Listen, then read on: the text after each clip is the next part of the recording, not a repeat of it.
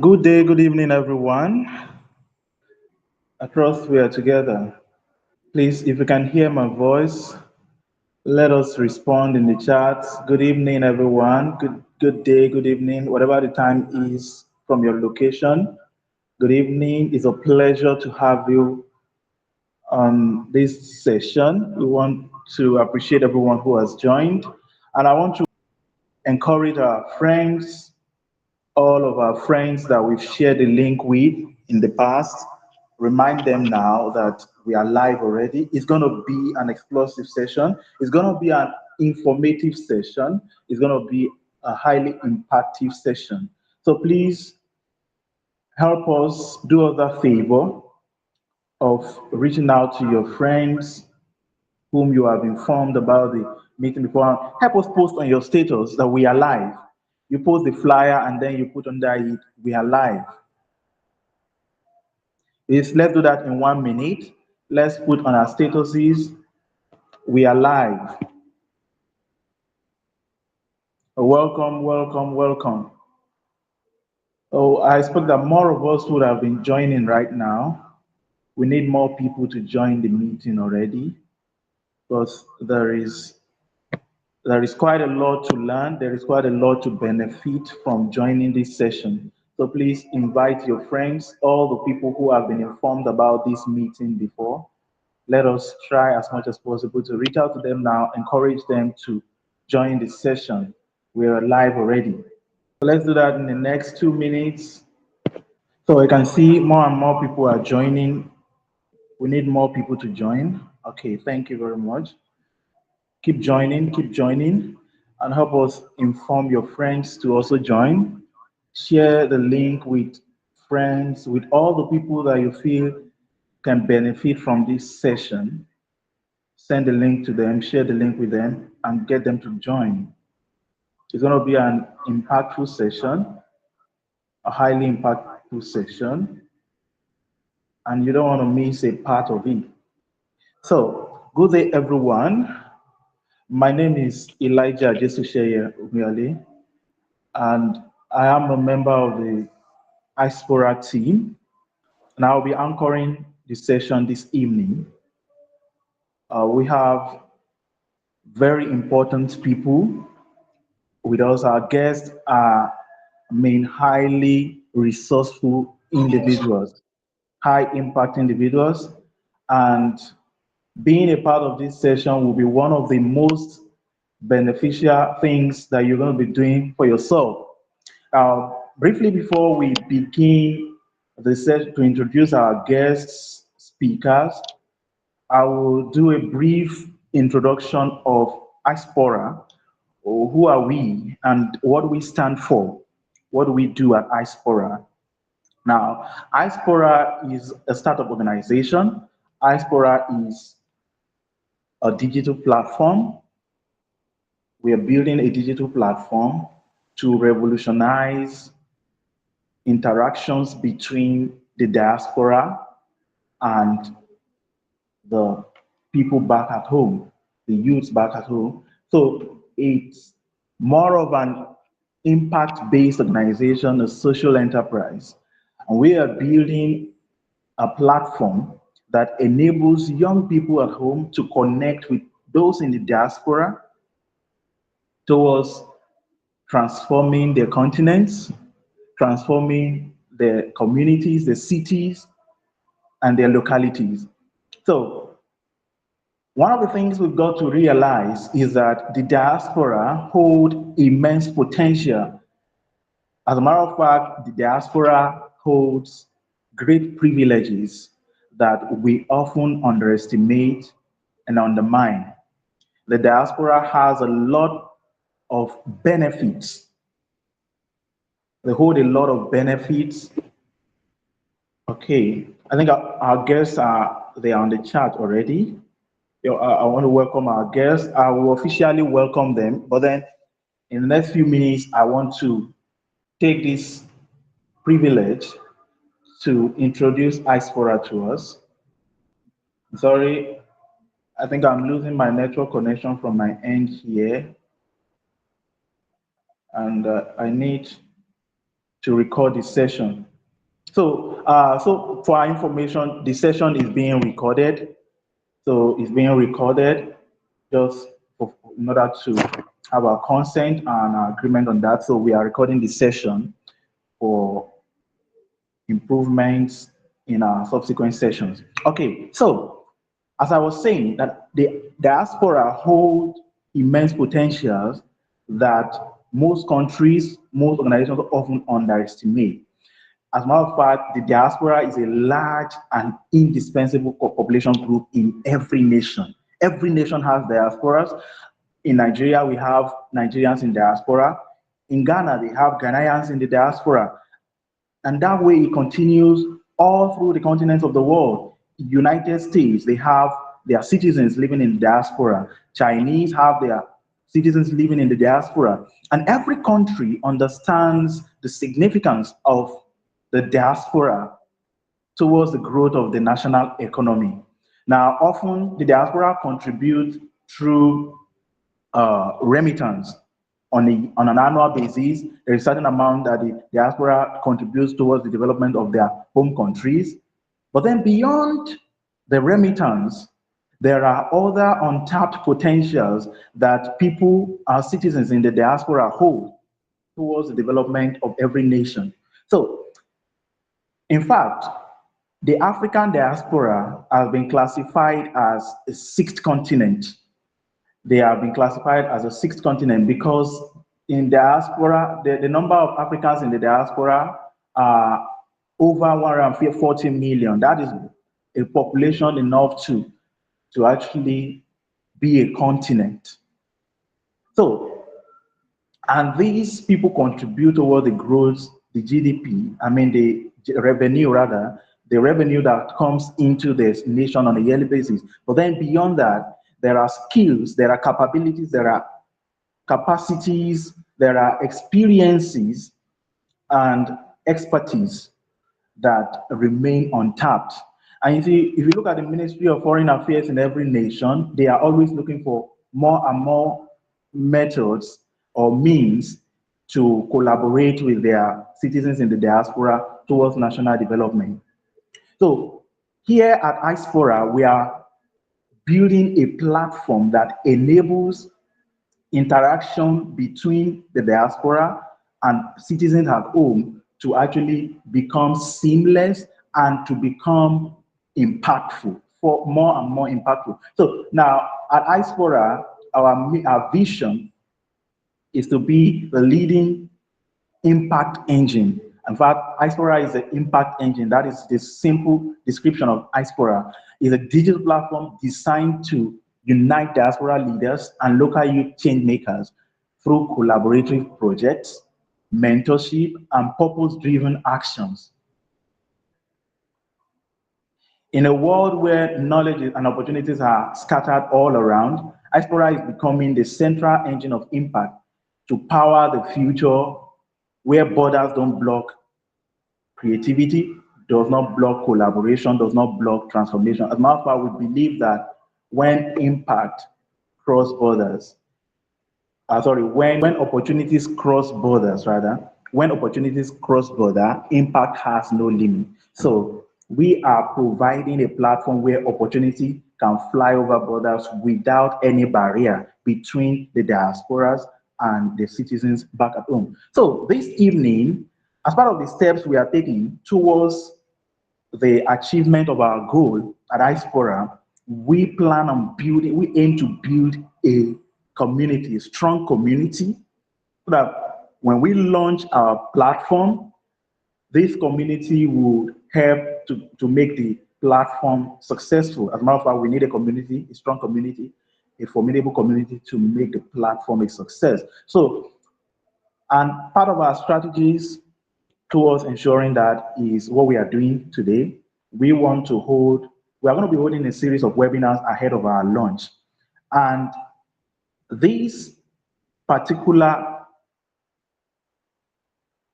webinars will help us to begin to see some of the opportunities, some of the reasons why we need to engage with iSpora. And the topic for our session this evening is the missing piece. The missing piece. What is the missing piece? Connecting the diaspora and youth back at home for impact. That's basically what we want to do. We want to connect the diaspora and citizens back at home on giving back and gaining opportunities. Connecting the diaspora and youth back at home on giving back and gaining opportunities. As a matter of fact, every one of us, we know that opportunities, we need opportunities, especially the youths. The youth are often out for opportunities. And with a platform like iSpora, you stand a chance to gain more and more of such opportunities. So this evening, we have two important people with us who are going to be the facilitators of this session. And the first person, please, if there is any barrier, if there is any break in transmission, let us take advantage of the chat. If you cannot hear me, take advantage of the chat and let me know that I've been disconnected.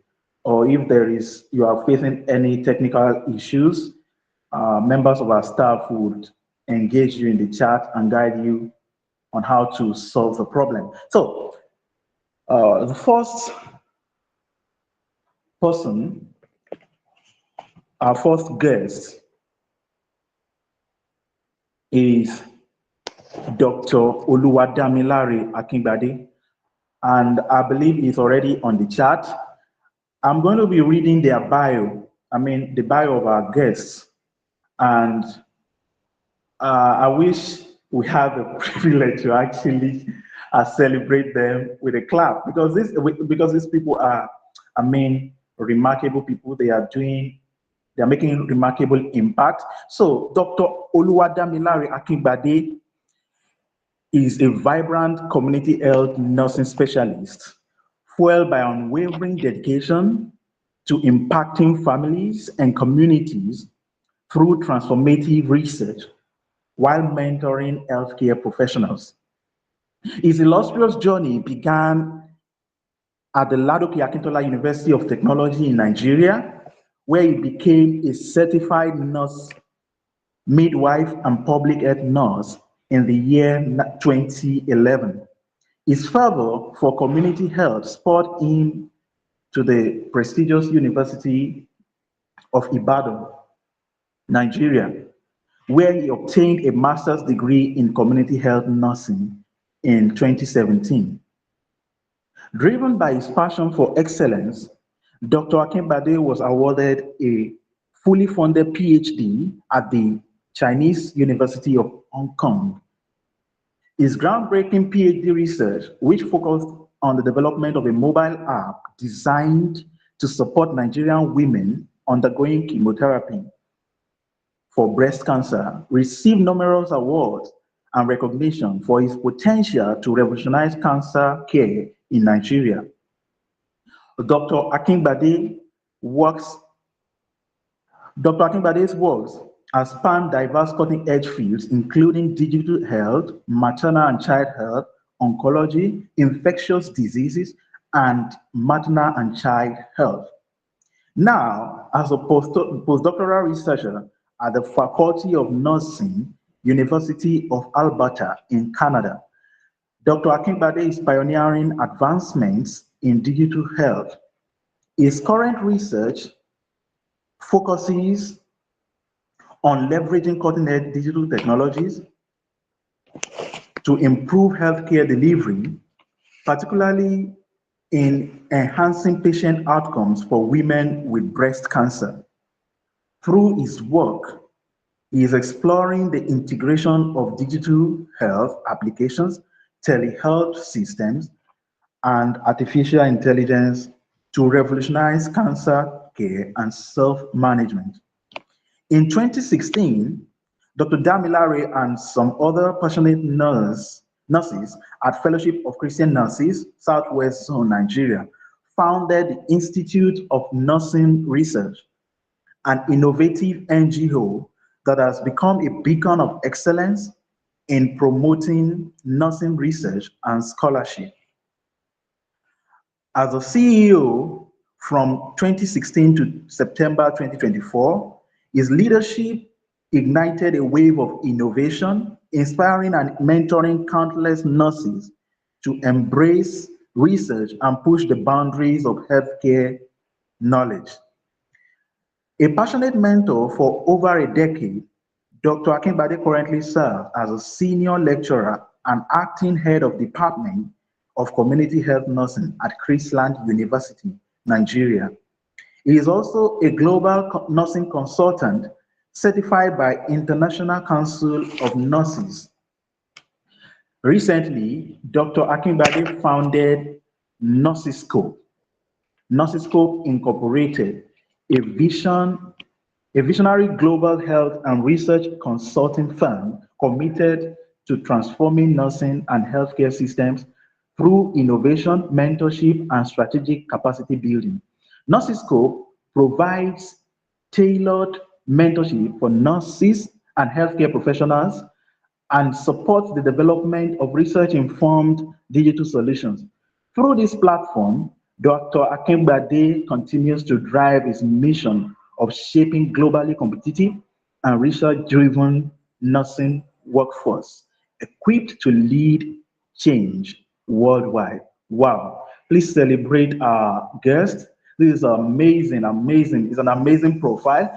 Our guest, I went to search some stuff about him online and I checked on ResearchGate, if I'm not mistaken, and I realized that he has made several publications on that journal. I mean, over 90 publications. I was like, this is really impactful. This is amazing, amazing, amazing. Thank you very much, Dr. Akinbade. It's a great privilege to have you. I'm going to take this opportunity to also introduce our second guest before I now invite Dr. Akinbade to the microphone to actually begin. As a matter of fact, I can see someone in the chat saying the bio is robust. That is amazing. Yeah, it's fantastic. It's a great influencer in the field of research and innovation. Thank you very much for all that you do, sir. Now, I will introduce our second guest, our guest that is from Nigeria. Meanwhile, Dr. Akinbade is from Canada. He lives in Canada at the moment, and he is a researcher at the University of Alberta. So, Mr. Oluwaseyi Olawale is an African innovator and entrepreneur dedicated to transforming Africa and beyond through sustainable solutions and strategic investments. He earned a bachelor's degree, that is Bachelor of Technology BTech degree from Ladoke Akintola University of Technology, Ogbomoso, between the year 2013 and 2019, and pursued an MBA in Business Administration and Management from Nexford University.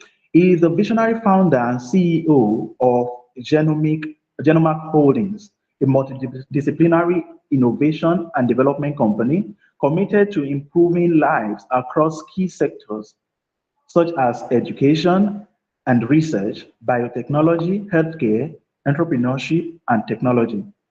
Based in Ogbomoso, Oyo State, Nigeria, it leads an exceptional team of experts across diverse subsidiaries, including Genomic Institutes Incorporated, Genomic Services and Consulting, Genomic Innovations Hub, that's GI Hub, and G Natures. Under his leadership, Genomic Holdings fosters resilience, advances well-being, and drives meaningful change in Africa and beyond. Under his guidance, Genomic Institute Incorporated has achieved remarkable milestones, standing as a beacon of progress in the biotech space. Boasting a remarkable outreach, the company has empowered and trained over 24,000 life scientists across 100 countries, imparting specialized knowledge across diverse bioinformatics disciplines and extending its influence across 5 continents. With an innovative spirit at its core, He has a track record of more than 5 years as a seasoned bioinformatician, omics-based researcher, and innovator. He possesses a profound command of data analytics in domains such as genomics, mutagenesis, metagenomics, transcriptomics, and proteomics. He spearheads groundbreaking research and development initiatives at GNatures, harnessing the potential of African medicinal plants to develop innovative treatments for diabetes, hemorrhoids, and diarrhea. At GI Hub, he leverages bioinformatics and artificial intelligence to combat antimicrobial resistance with genomics data in Africa and develops novel therapeutic peptides against targeted infections and diseases. Driven by a commitment to creating sustainable solutions for global challenges, his work at Genomic Holdings is dedicated to advancing well-being and fostering resilience across Africa and beyond. I think it's also important to include the fact that Oluwaseyi Olawale is the lead visionary and the chief strategist and co-founder of iSpora. His leadership and vision continues to inspire progress and innovation across diverse sectors. Please help me celebrate our second guest. As a matter of fact, he has a great, impactful profile, and it's interesting in that he is also the lead visionary for iSpora itself. So you can see this is a lot.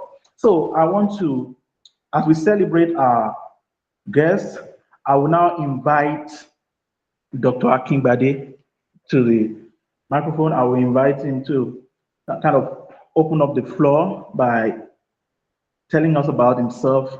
Just tell us your story uh, in a while.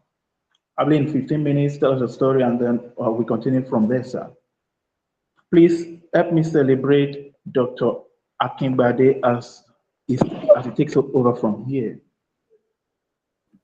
Wow, wow, thank you so much. That was um, a very great introduction. I'm so glad to be with us today. Thank you so much for inviting me.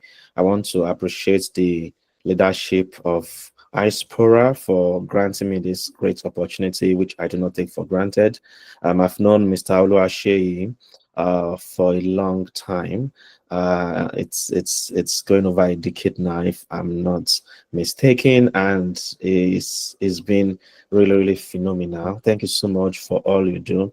When I saw the flyer, I saw the name of the organization and other things that the organization stands for.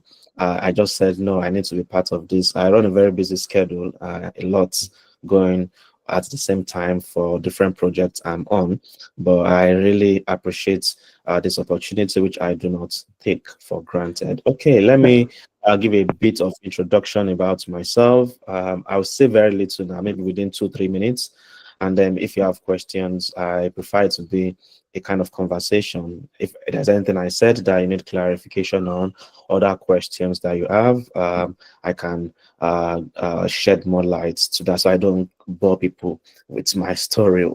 By the way, I'm a storyteller, so I can keep us here just saying a lot of things, but I want to be mindful and respectful of our time. So I know it's weekend and we have a lot of things we need to attend to. So as my bio reads, it has captured just a summary of everything I do. I'm a nurse, certified as a registered nurse, midwife, public health nurse, all from Nigeria, Lautech, Ogumosho to be precise. I am passionate about research, innovation, and giving back to the community. I've done that through different platforms. One of the major platforms is Scope that was recently mentioned. It's a global consulting firm that I started recently, and some of the things I do is very similar to what iSpora is doing. However, though this is majorly for the space of nursing, nurses, healthcare professionals, and organizations. I have a consulting firm that I started where I support nurses like I mentioned, healthcare professionals, people who are interested in navigating, moving from one point to the other in their careers. I'm really passionate about research, like you rightly mentioned. I have been part of different research projects, and my core interest in research is around digital health, artificial intelligence, AI. That was not added to my bio because it's a recent addition anyway. My PhD work was actually concentrated on digital health, where I developed a mobile application to provide psycho-educational support for Nigerian women with breast cancer receiving chemotherapy. And after that time, during my during my PhD, like 5 to 6 months to completing the program, I applied for the Alberta Innovates postdoctoral fellowship, which I got around June 2023, and I moved to Canada around December 2023, and here we are. It's going to 2 years now, and it's been an amazing time doing my postdoctoral fellowship at the University of Alberta. And along the line, I also started to lecture at also in the same faculty of nursing. I teach a course at the moment, and I'm really passionate about giving back to Nigeria. Since I left Nigeria, I just left in, let me just say, I left bodily. I've not left in my spirits, because I still have a lot of innovations that I give back to the community. For example, my PhD research was actually conducted on the Nigerian soil, though it was done virtually. I was in Hong Kong, and my PhD research team, they were in Nigeria. So technology has given us the opportunity to be able to connect via virtual medium, which I'm going to also discuss a lot about today. A lot can happen. I was speaking recently at an event. I'm not sure if it was an event, or maybe I was speaking to my students or to some scholars I'm mentoring, and I was telling them that these opportunities that you have now in the area of digital opportunities, if I had this opportunity when I graduated in 2011, I won't be where I am today. Sincerely, I will have gone so far, far beyond where I am. For example, just some years back, I started seeing some of my younger colleagues graduating from University of Ibadan, or from Lautech, from Babcock, and they are getting straight PhD admissions to the US, fully funded programs. And when I graduated from Lautech, I didn't even know there is anything like fully funded PhD. If anybody told me that you can move from BSc to PhD, I would say it's not possible. And these things are not new. These programs have been there, but sincerely, we do not know about them. That's on one side. And the opportunities in terms of scholarships, the only thing I wanted to do after that was just go to NYSC and serve God, do NCCF, and do a lot of things. That was the only thing on my mind. I didn't even know that there are other opportunities like this, but we thank God for how far we have come. Yeah, so for people who are just coming out from school now, or even if you have graduated for 2, 3, 4, 5 years, I tell you, you are in a very good shape. The opportunities are really endless, and I've been doing my best to connect people back at home with opportunities abroad. I'm still going to say a lot about that as we move on. One of the things I do is through INR. INR was an organization that we started, is the Institute of Nursing Research, during my master's at University of Ibadan. I noticed I was struggling with research, real struggles actually. However, I noticed that I was not the only one. Other people were also struggling with these issues. And then it also suggested to the Fellowship of Christian Nurses, who I'm part of, that why don't we start an organization that can systematically train nurses in research and other things. And here we are today. It's over 9 years now, 2015 16 that we started, almost 10 years, and it's been a great ride. Many of the people we trained in research, they are scattered all around the world doing very great things in the field of research and innovation, and I've been able to connect many of them to opportunities. And also during my PhD, I also got an opportunity to lecture in Nigeria. Yeah, when you we are reading my profile and it was said that I lecture in Nigeria. I know some people wondering, you're in Canada, you are lecturing in Nigeria. How possible is that? It's very, very possible.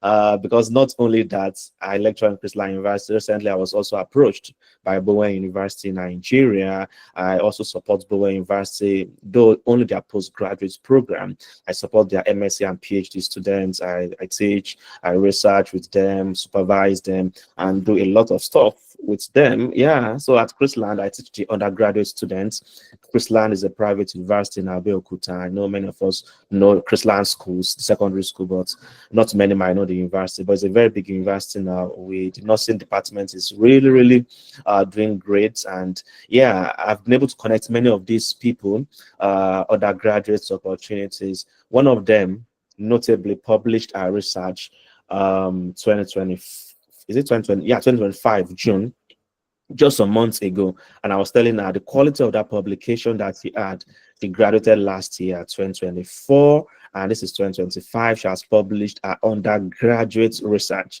And I was telling her that this quality of publication that you had in 2025, I had the first quality that you have in 2022, around 10 years after I graduated. Yeah, 10 years. Is it that the opportunities are just existing, are recent? No, no, no. These are already they are there, but we didn't know.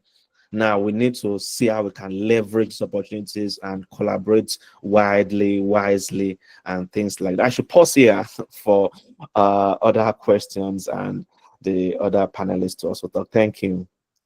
Wow, wow, wow, wow, wow. Thank you very much. It's amazing. It's amazing. Actually, I'm feeling like we need to share the link with more and more people to join now. More and more recent graduates, students, researchers.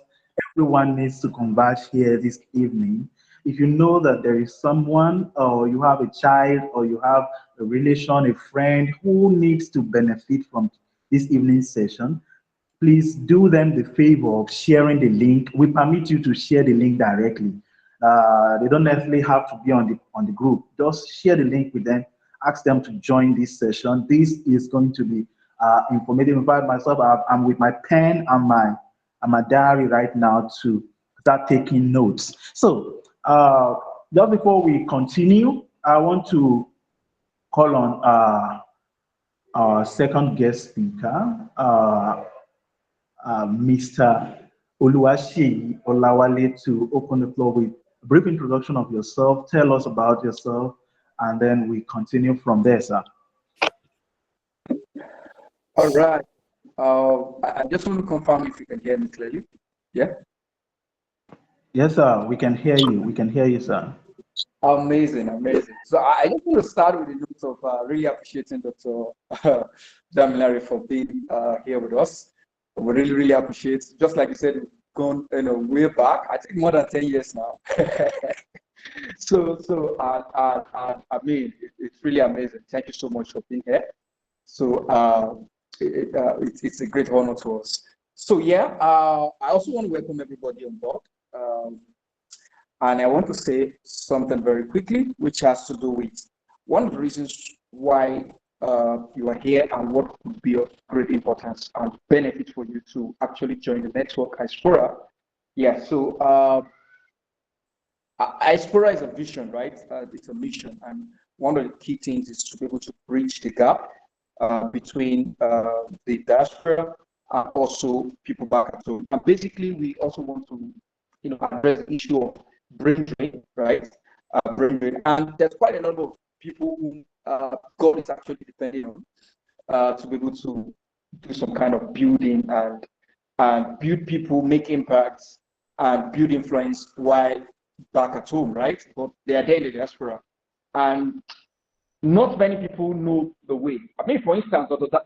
Damilare mentioned one of his initiatives, and the possible ways is, doing to give back to the country, right? But not many people knows, ways like that, and that is why Explorer has come to people to pave that way and see that solutions like this has been able to make, and life have been impacted back at home while they're in the diaspora. Yeah, so that's basically. And I also want to say that in the course of you connecting with us on the network here. We're going to be open to work or collaborate with different diasporas. There are quite a number of different diasporas out there that really want to give back one way or the other, maybe through mentorship, through collaboration, through building solutions together. Some people also want to give back maybe through remittance. Some wants to give back through connections in terms of working together, because there's quite a number of different people back at home who really want to gain access or get access out there, right? To get maybe like scholarship opportunity, funding opportunity, right? Or even a lot of people who want to travel out, who wants to do a kind of direct PhD opportunity from just graduating as a BTech right person, but then they actually lack the right way to do that, right? What are the ways, what are the protocols, what are the things to do? But it's actually quite known. So, and that is what iSpora is going to be doing. So, I don't know if, are you saying I should share my story? I think our guests, I mean, hearing the story of our guests, I think that's meeting, right? So we can continue from there because of our time. Yeah, thank you. So Okay. All right. Since we are together, well, I think it will make a lot more sense to actually engage our diaspora guests more. But actually, we are still going to be engaging both, because this is like a conversation. It's meant to be a conversation, and to everyone who has, to all those who have one question or the other, you can prepare your questions, get your questions ready, because this is going to be, I can see someone already dropping questions in the chat. Don't worry, there's going to be opportunity for question and answers. And there are some questions that we have here as well that uh, we are going to be directing towards our speakers, our guests. And in the course of answering those questions, they will most likely answer many of the questions that are on your mind. Please, can you hear me quite audibly well? I hope my microphone is going is functioning properly. All right. So thank you very much for the response. So now we're going to begin with Dr. Damilare. Dr. Damilare, one of the questions that I want you to help us address is, we want to know, at what point did you begin to feel a burden to actually give back to your home country? Um, and in addition to that particular question, is a twin question. At what point did you begin to feel a burden to, or responsibility to give back to your home country?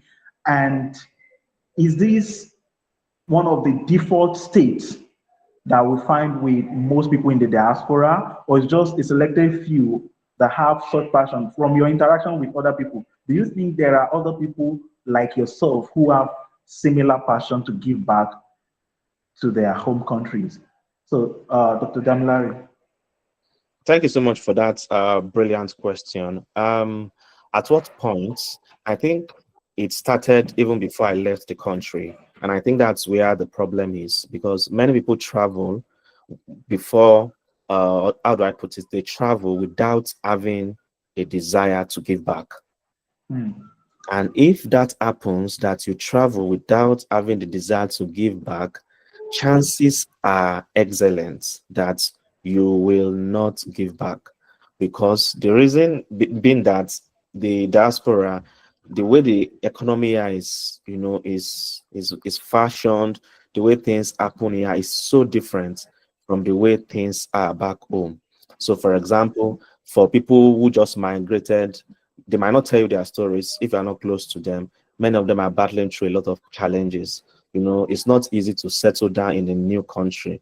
I was still discussing with one of the scholars that met me on Twitter around this time last year. I was to come to Canada, and he got a scholarship opportunity. He was looking for money to travel. He had a lot of issues he was battling with. I didn't know him from anywhere. And since he came to Canada, I just saw him for the very first time yesterday. And we started talking, and he shared a lot of challenges that he had. The economy is so bad; it's even getting worse, by the day. So people, when they try to move out, it's always financially draining. Imagine pouring 30, 40, 50 million or even more money that you do not have. Many people went to borrow and do a lot of things. And then when they get there, the next thing is just try to, the last thing you want to do is give back, actually, at that point. That's the last thing you want to do. The only thing you want to do is just for you, yourself, your family, and for just close people around you.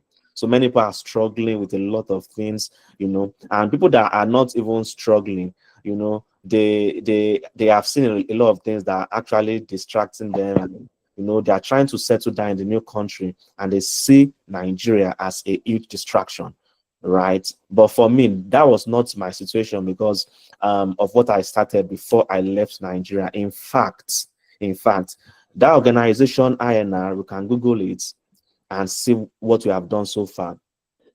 It started blossoming more when I left Nigeria. Yes, it started blossoming more because I had more exposure. I had more money, of course. I had more time. Now, a lot of things I would do in Nigeria, I was very, very busy. I was working at that time at Nursing and Midwifery Council of Nigeria in Abuja. It was a lot of work. I was really, really busy. I was not even having time for research. I was not having time for the NGO and things like that. So when I moved out of the country, it became a little bit easier to be able to manage all these things. So the passion for me started all the way back when I was in Nigeria. And because I also started an organization at that time, INR, it was so easy to continue giving back. So it's not like that. I've answered the two questions in one. It's not like that for everybody, actually, because of some of Mm. those I've mentioned. Thank you. Oh, wow. Thank you very much for the answer. That was a fantastic answer. And to couple with that particular question, I want you to tell us, what do you think we often misunderstand? I mean, what is often misunderstood about the role of diasporas in contributing to development at home? Many people, I mean, many young people back at home often think that gaining opportunities from people in the diaspora is all about asking your brother in the diaspora, your uncle in the diaspora, asking them for some money.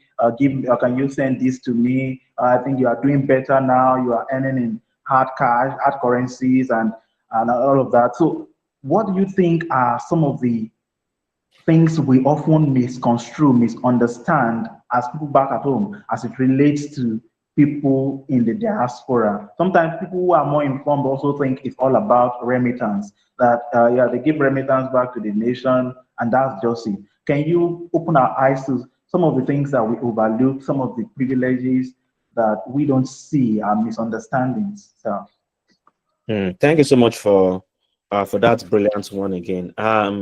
There are many misconceptions, and you have mentioned one of them, which is people thinking that the diasporans, all you need from them is money. In fact, the least thing, if there is anybody you have in diaspora and the only thing is sending to you is money, you are shortchanging yourself. To be very honest with you, you are shortchanging yourself, because how much will the person give you? How much will they give you? Now, if the person gives you 100,000 naira, what's the 100,000 naira do today in the current economy? You know, it's serious, actually. It's really, really challenging. That's what you need. The first thing you need from people who are in diaspora is actually not money, because there are some things that they can teach you that can make you have access to millions, if that makes sense. That you yourself have access to millions. And I've also understood that not everybody is going to travel out. Let's note that not everybody is going to travel out. In fact, one of my mentors in Nigeria, Professor Priska Olabisi Adejumo, she had the opportunity to leave Nigeria, but she made up her mind that she was not going to leave. Yeah, that she was not going to leave. She came to Canada. The husband is a nurse too. However, the husband is a professor now in psychology, both in the University of Ibadan.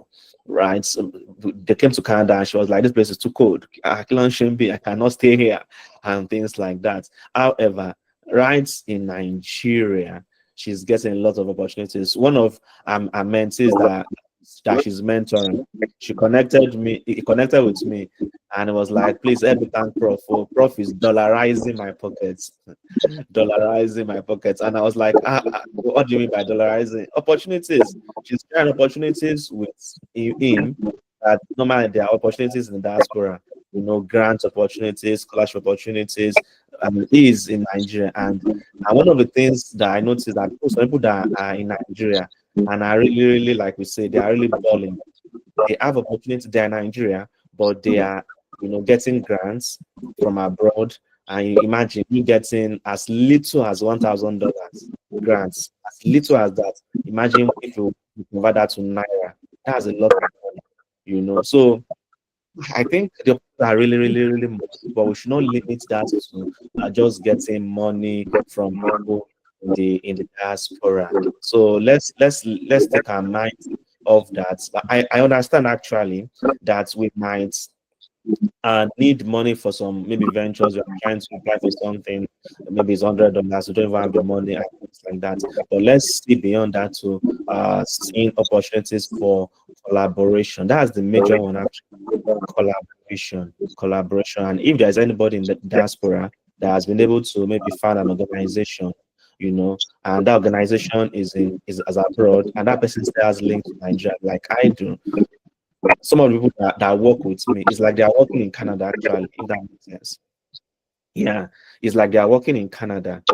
Yeah, yeah. I'm hearing echo. Am I the only one hearing echo from my side? I'm not sure why that's happening. Am I the only one hearing it? Okay, I think it has stopped now. Okay, thank you. Yeah, so the budgets are really, really, really massive. Collaboration is one major one, and if you have anybody that is still benevolent enough to collaborate with people in Nigeria, because many people don't like to collaborate with scholars in Nigeria actually, and the reason being that they feel that many of them are not hardworking enough. Many of them, if you give them something to do, they're not ready to do it, or they're just ready to do a very flippant work, And if you are going to, I mean, some people too in Nigeria, they are just they are satisfied with little, if that makes sense.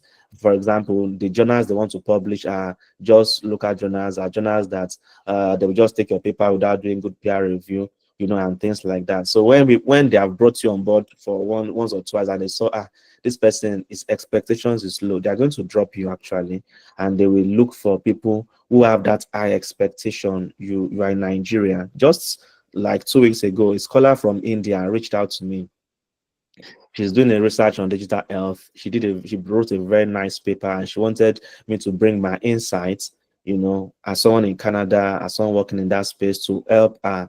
When I looked at what she has done, I was like, wow, this is a very good paper. Of course, there are still many holes in it, many gaps in it, many things that need to really be polished to bring it up to a standard that can fit that international, quality. However, to take that step, that initiative is really beautiful. And while I said that there are some people in Nigeria that are doing flippant work, I still see, I have a lot of mentees in Nigeria. In fact, I still had a meeting with one of them 5 a.m. today, 5 a.m. Canada time, Oh, she's in her NYC, and till now, the research opportunities that she has gotten, she started working with me. Like, I was asking her, because she's trying to get some opportunities abroad. So I was asking her like two weeks ago, that when did we start working? That I think it's over 5 years, because I'm trying to write a reference letter for her. I think over 5 years that we started working. She said no, that's just 2 years. I said, wow, because this lady, we have in NYC, we have like published work that I've done together in very good journals, maybe like 7 within 2 years. Now, the ones that we have that are already waiting, maybe like 5, 6, 7, like that we have already systematic reviews. The first systematic review I did in my life was in 2020 when I left Nigeria. She's in Nigeria and she has done like 5. Yeah, so these are opportunities. Where do I give her money? Maybe once a while. I just want to appreciate her, or sometimes I give her paid project actually, because I have some project that I do that I pay people in Nigeria to work with me. So sometimes if I pay her, yes, I've paid her to do some project, but most things I did with her, I don't pay her for it, because she's part of the project and she's coming up as a co-author. There's no university in the world that she's going to apply to get admission that she cannot get. Yeah, yeah, because of how hard she has worked over the years. So let's look beyond funding money to collaborations. I think that's, maybe I should pause there. Thank you. Well, thank you very much for that. I mean, that is quite insightful and deep. Thank you very much once again, sir. So to our guests at home, Mr. Oluwaseyi Olawale, I would love you to help us answer some questions too. Now, what do local talents wish that diaspora professionals understood better about the realities at home? As in, as people at home, are there some things that people at home actually wish that people in the diaspora understood better about the nature of the realities at home? It's true that people in the diaspora were once at home too, and they know what things were happening. But then things change. There are transformations taking place, the changes every day. So, what are some of the things that we wish that these people could understand better? And I want to match the question with another question: that what is the current state? What do you think is the current state of diaspora involvement in local or opportunities, like the involvement of diasporas with, as an entrepreneur, you're an entrepreneur and you built a successful startup in Nigeria. So what do you think is the current state of the engagement with diasporas currently? Amazing, amazing. I think both questions are, kind of hand in hand. It's kind of the same, right?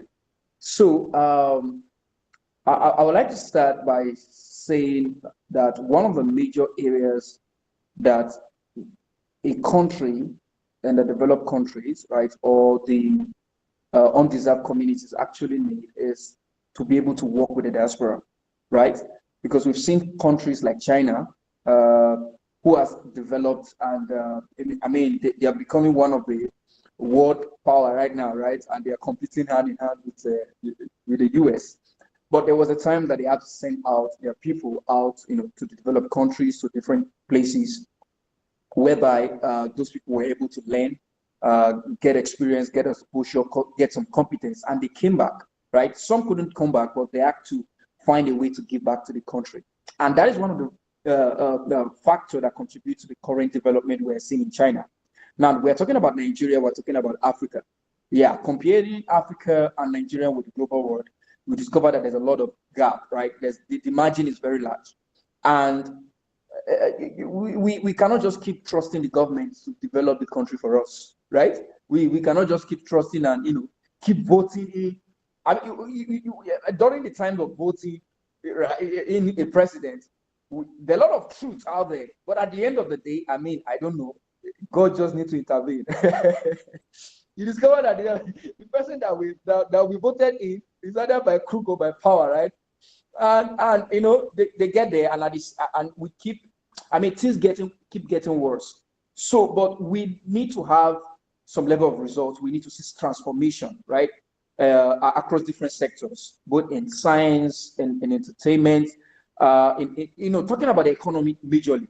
And everything starts, or one of the major areas, right, that I feel like it's going to be a major tool is connecting with the diaspora, right? Nigerian being able to connect with the diaspora, or other countries in Africa, or other countries in in the developed countries or undeserved regions are able to connect with the diaspora, because the diaspora have some level of exposure, like some level of competence. Now, talking about what could actually be the kind of expectations of people back at home, right, to the diaspora. Actually, I would like to talk about experience. I would like to talk about experience. I would like to talk about exposure. I have a mentor called Mr. Jisudamina Adeshekun David, right? It's usually called JD. So JD has been traveling out recently a lot, especially has been going to the US. The other day he was at which state in America was he? He was just in a particular state in America of recent.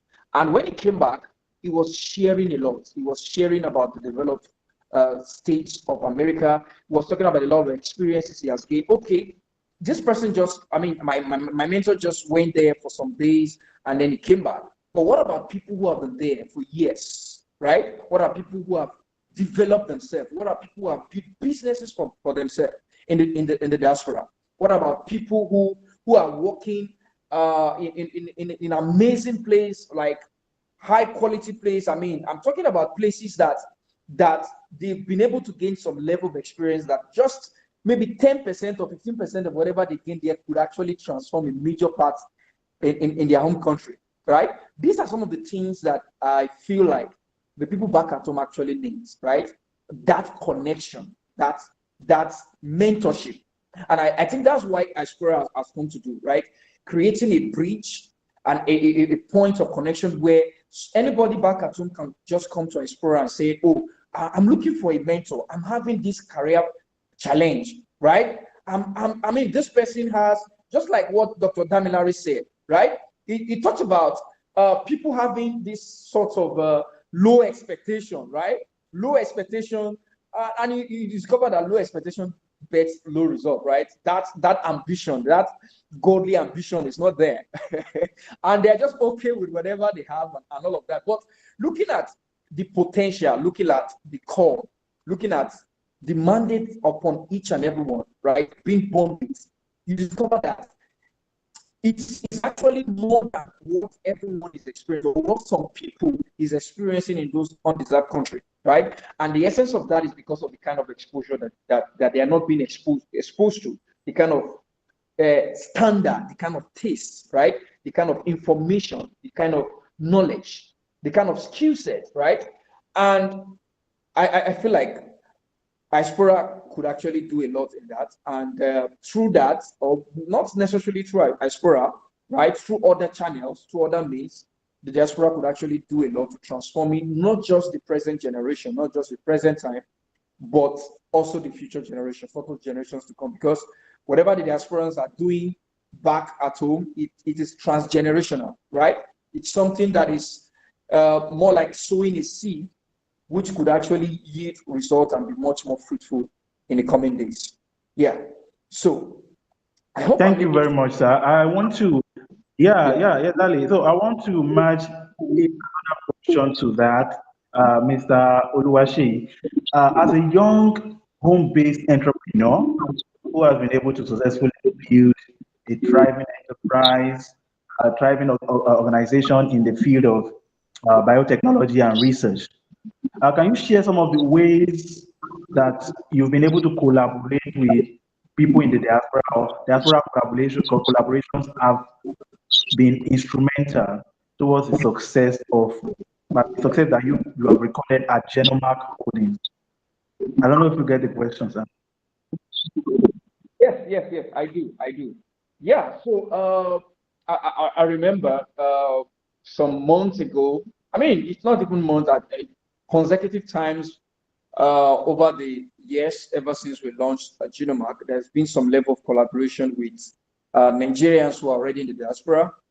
I remember when we started Genomark, one of our staff, after some months, he actually moved to the UK to do his master's, even in genomics and bioinformatics, right?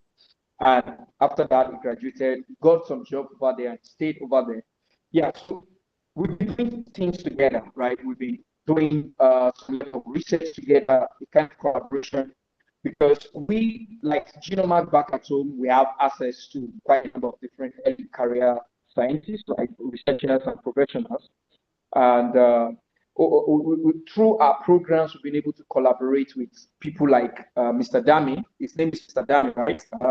I call him Pastor Dami. He's based in the UK, right? So we've been able to collaborate together. And I remember he taught on cancer genomics, talking about precision medicine, because precision medicine is a kind of an emerging area, especially in Africa, and it is an area that it has solved a lot of healthcare challenges, especially when it comes to preventive. I don't know if Dr. Namari is here. The doctor was telling me that it's one of the very, very great or amazing area of medicine is prevention, right? It's prevention, right? So, they need to say prevention is better than cure. So, I mean, looking at that area, Mr. Dami actually played a very key role, right, in addressing and training people when it comes to precision medicine and all. It's not just the only one. Okay. Thank you very much. Thank you very much, sir. Thank you very much. I think that was insightful. And to Dr. Damilare, I want to ask this question. From your own personal experience, what are some of the challenges? I think you've hinted at some of them. What are some of the challenges that you think diasporas face in trying to contribute to initiatives at home? What do you think some of the challenges are that can be a kind of barrier or drawback when diasporas try to contribute to initiatives back at home? Thank you so much for that beautiful question. As we are just asking that, um, I remember one of the scholars in the UK that reached out to me. My peer is here, Damilola Jivade, and we are currently working with him on some other things that we need to do. I remember, I'm still hearing the echo, sorry. Um, I'm not sure if it's from my end. Okay, I remember he was trying to conduct a project in Nigeria, and that project um, is having a lot of bottlenecks because of the way the system is in Nigeria. I know, for example, some of the challenges I also met, trying to navigate the bureaucracy, conducting research, for example, in Nigeria, the mindset of researchers, of some researchers in Nigeria. There are some of them just wanted to hijack the project. Some of them, they were just looking for position and not willing to do the work.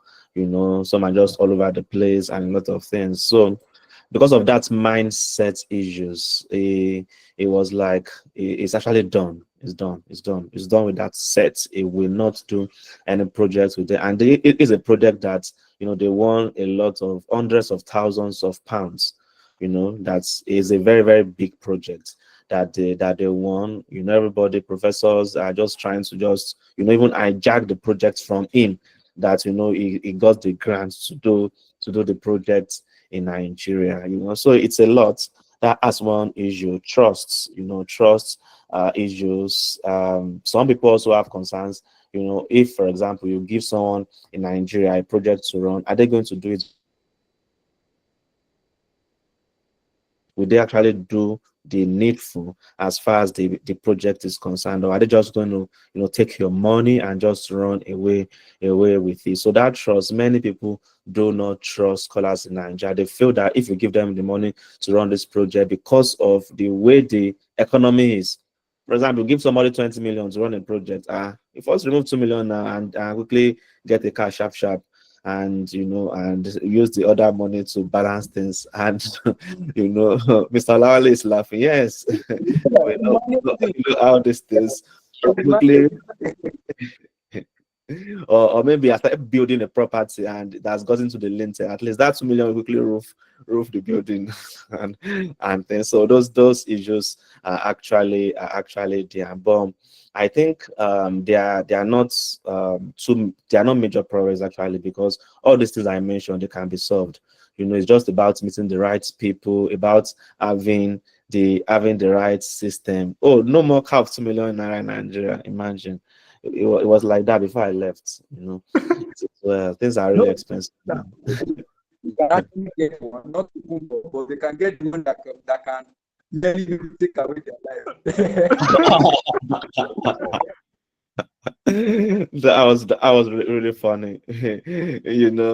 So yeah, so these issues they can actually be sorted. Another thing that I've also noticed is that there is also a lack of uniform or unified platforms for diaspora professionals to coordinate their efforts. I've met, because I have been working so much in that space, some of my diaspora colleagues, when they want to run a project in Nigeria, they come to me. Some people, since they left, they are so disconnected from the system that they don't even know who to talk to again if they want to even do anything in Nigeria. It is that bad. Some people, yeah, they have opened Facebook and then they were on Facebook, and any little post that people start billing them, they just left Facebook, they disconnected, they changed their WhatsApp Nigeria. I still use my Nigeria WhatsApp till date. If I use my most active WhatsApp to reach me out on. I have a Canada WhatsApp line, which I don't really use. I'm still very, very connected to Nigeria. Or some, they have stopped using the Nigerian line WhatsApp. You cannot even reach them. They cannot even reach other people. So it's so difficult. So that gap, that And thank God for iSpora that is bringing this opportunity to, to connect people who wants to have this kind of experience. I think I should pause here. Thank you. Wow, thank you very much for the response. I mean, these things are they are information that one cannot just come by. These are realities. Yeah, these are realities. There is just like you said, this stereotype, but it's not really about stereotype. It's the reality. It's the reality, and that should inform us that we need to actually begin to change our mindset and begin to think outside of the box too. When you ask people for value, and I mean, most people will be willing to actually give you value, like to kind of help you out when they realize that you have prospect. But then most people, the mindset is billing, billing, billing. Like the moment they leave, you just feel like, I had a kind of instance like that with a neighbor the other day too, where family members are like, this guy is struggling over there. He's struggling, he has a lot of challenges. But then these people don't know. They just feel like, you forgot us. No, no problem. Things like that are very common with Nigerians, and it's a mindset. I don't know if it runs through other African countries, but then iSpora, as a matter of fact, will solve most of these problems because it's going to be impact based, and it's not a platform where you just slide into someone's DM and start billing them or something. No, you know what you came there to do. You may not even know the person you are.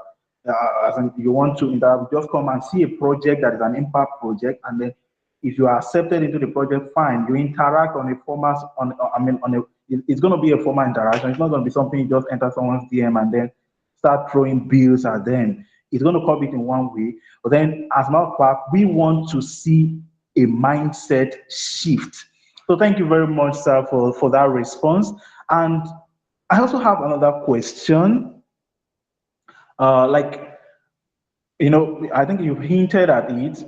Then from your view of the situation abroad, like what unique advantages do diasporas bring that locals often don't see, or they often underestimate? Like, we've talked about some of the opportunities and all of that, but then there could be some unique advantages that we don't even look those ways at all. We don't seem to consider them as things we can look forward to, as in Hmm. coming from people in the diaspora.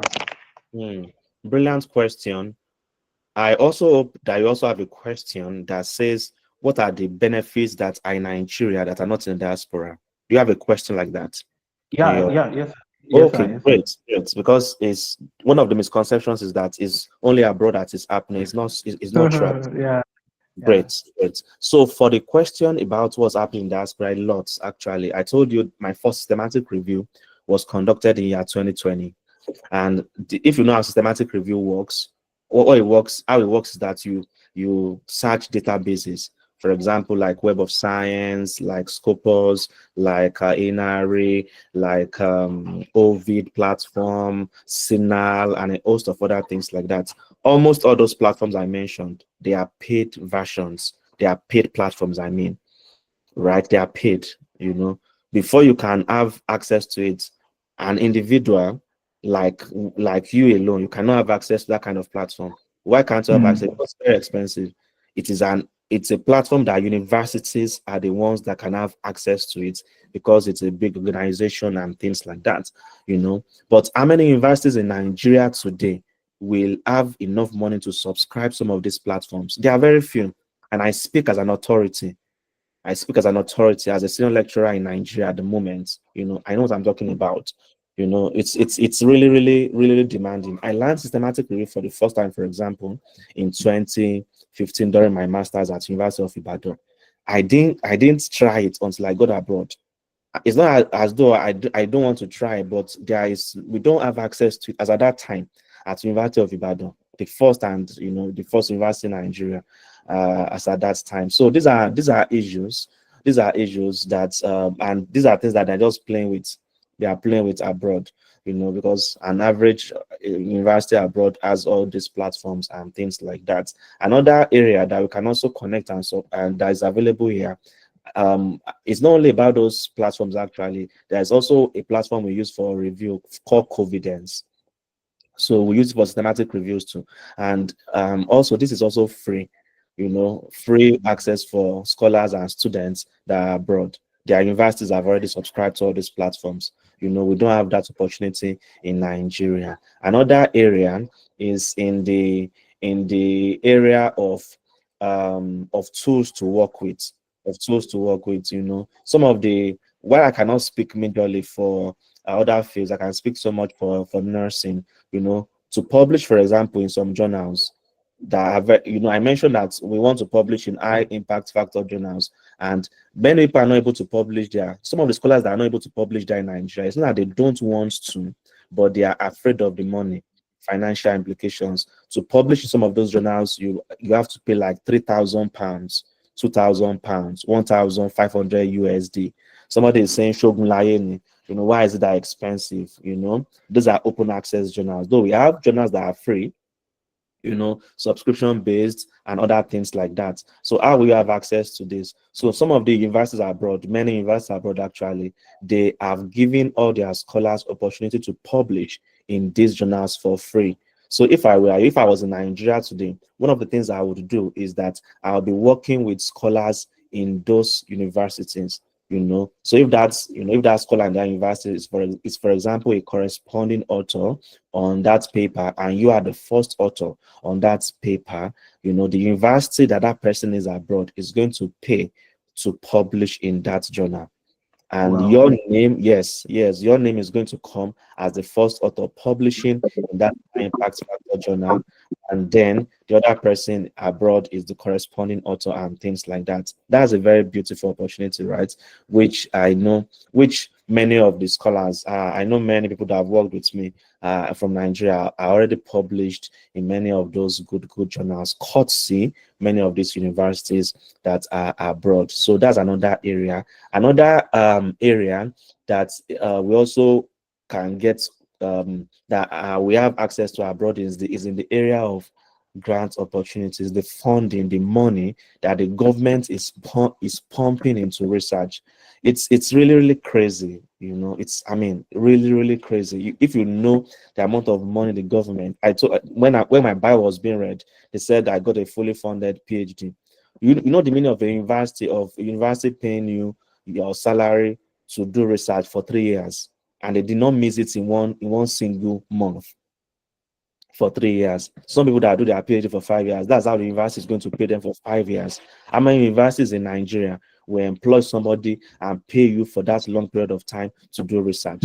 Wow. These are the issues. In fact, if you want to do a PhD, you should not use your money to do PhD.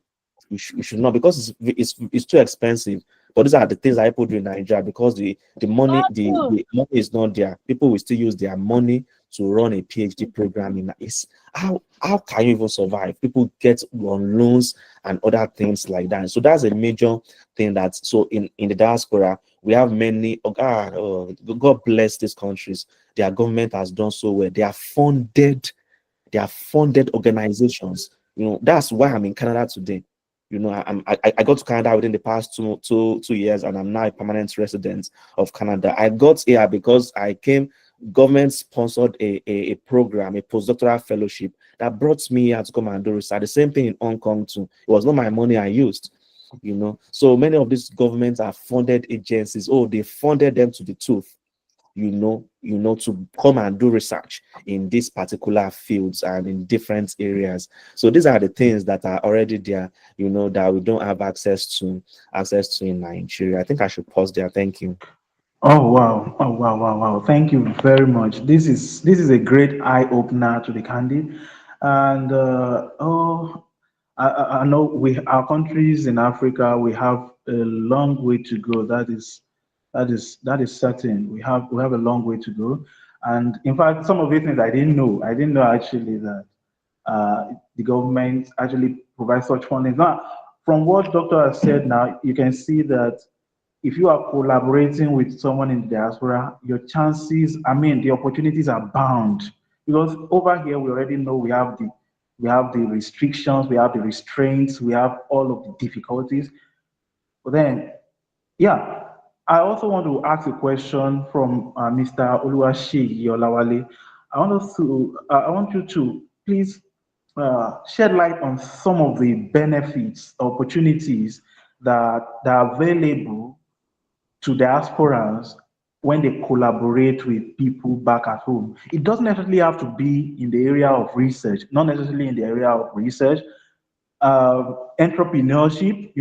There are startups that are coming up. There are young people in Nigeria building something remarkable. Okay, let me put it in proper perspective. There was a time I went online to read something about Inyoluwa Aboyeji. Inya Aboyeji is a co-founder of two unicorns in Nigeria. Two unicorns. If you see an organization, a business is a unicorn, that means they are worth more than a billion, up to $1 billion, dollars, right? So Inya Aboyeji has been able to co-found two unicorns in Nigeria, and one of them is Andela. So I was reading about him online, and then I came across this man, a particular blog, and the man who wrote the blog happens to be a lecturer in one of the universities abroad. And this man was lamenting, he was kind of regretting, it was in tune of regret that when Aboyeji reached out to him in the year 2013, before they actually started, I think before they started Andel also, that he reached out to him, that asking him to be their advisor. But he sent the first email. He said, I neglected, according to him, he said, I ignored him the first time. And then he reached out to me a second time. In fact, the man even made a screenshot of the third time Aboyeji reached out to him. So he never, he never could imagine that in less than 10 years, that organization would have become a unicorn. So it was not like how I wish I had responded to him back then. He said many times he had met him and told him that I'm sorry for not responding back then. But then you can't make up for such a thing. It's already done deal, and God has had His way. So, what are some of the opportunities that are there for diasporas when they engage with people back at home and collaborate with them, mentor them, put them through, guide them on whatever they are doing? So, Mr. Oluwaseyi Olawale. Sorry, what's your question again? Hello, sir. Yeah, what's your question again? Oh, sorry. Like, what what are some of the opportunities? What are some of the opportunities that are there for people in the diaspora when they connect with people at home, like missionaries back at home, building startups and all of that? What are some of the opportunities that accrue to them when they connect Yeah, with so there's quite a number of them, right? Quite a number of different opportunities that the diasporas could actually gain from connecting with, builders, students, researchers, amazing people back at home who actually wants to build something, not just for themselves, but for the whole community, all right? And one of them has to do with the problems we have here in Africa, right? Or in the undeserved communities.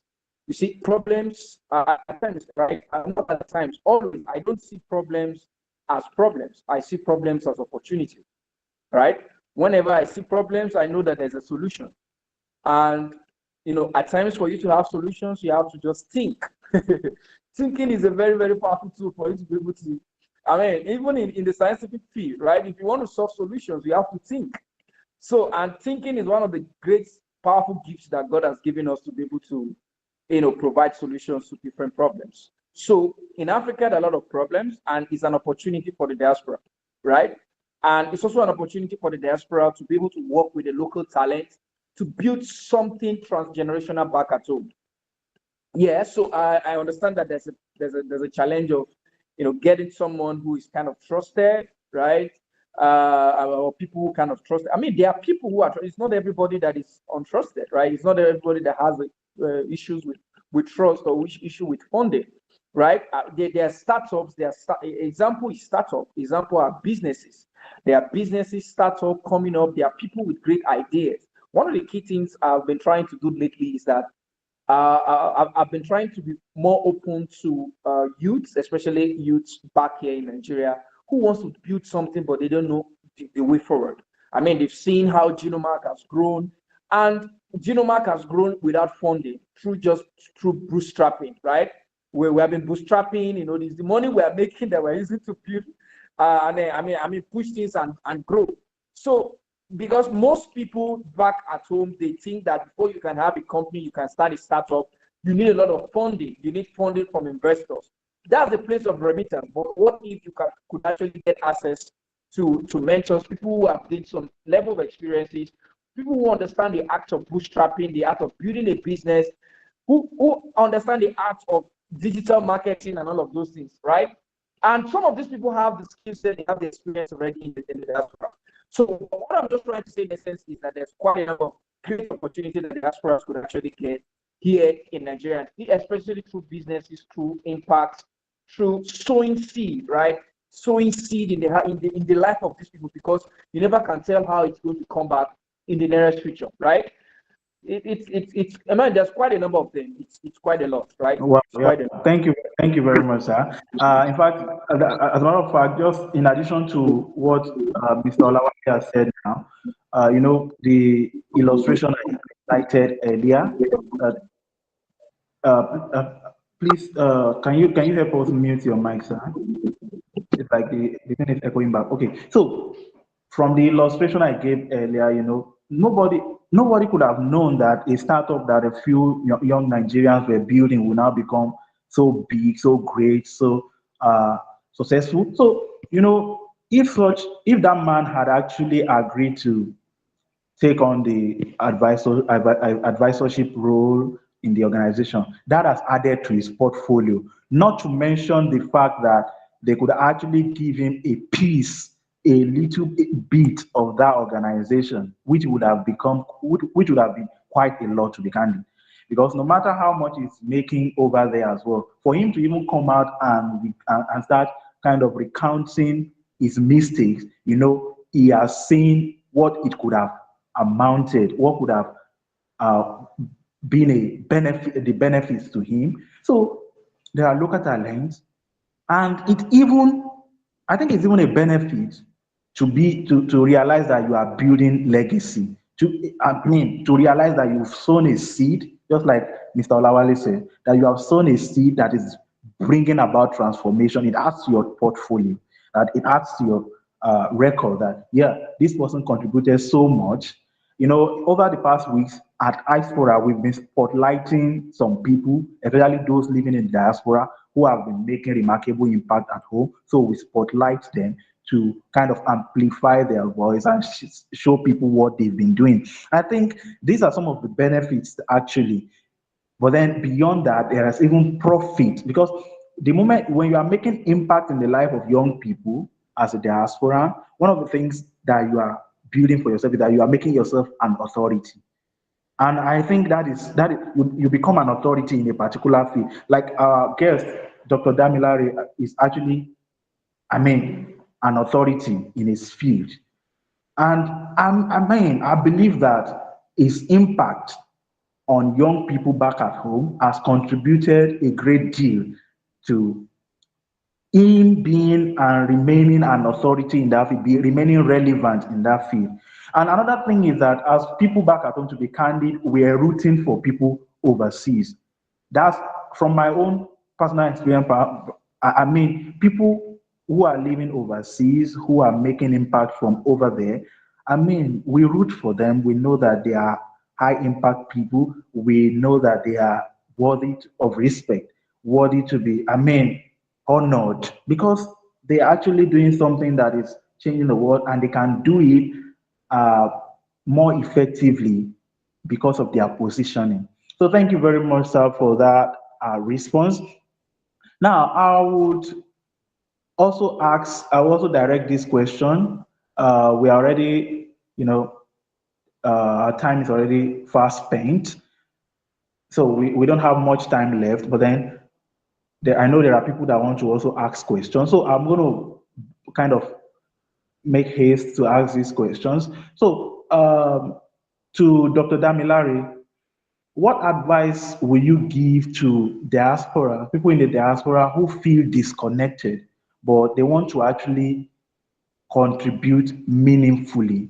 They feel disconnected. We might have one or two diasporas in this chat right now who feel disconnected. And just like you told us that there are people who have been disconnected and some of them don't know who to even reach out to, they come to you. So please, what advice can you give from your end to people who feel disconnected, but they want to contribute remarkably and reconnect with people back at home? Yes, sir. Awesome, awesome, great.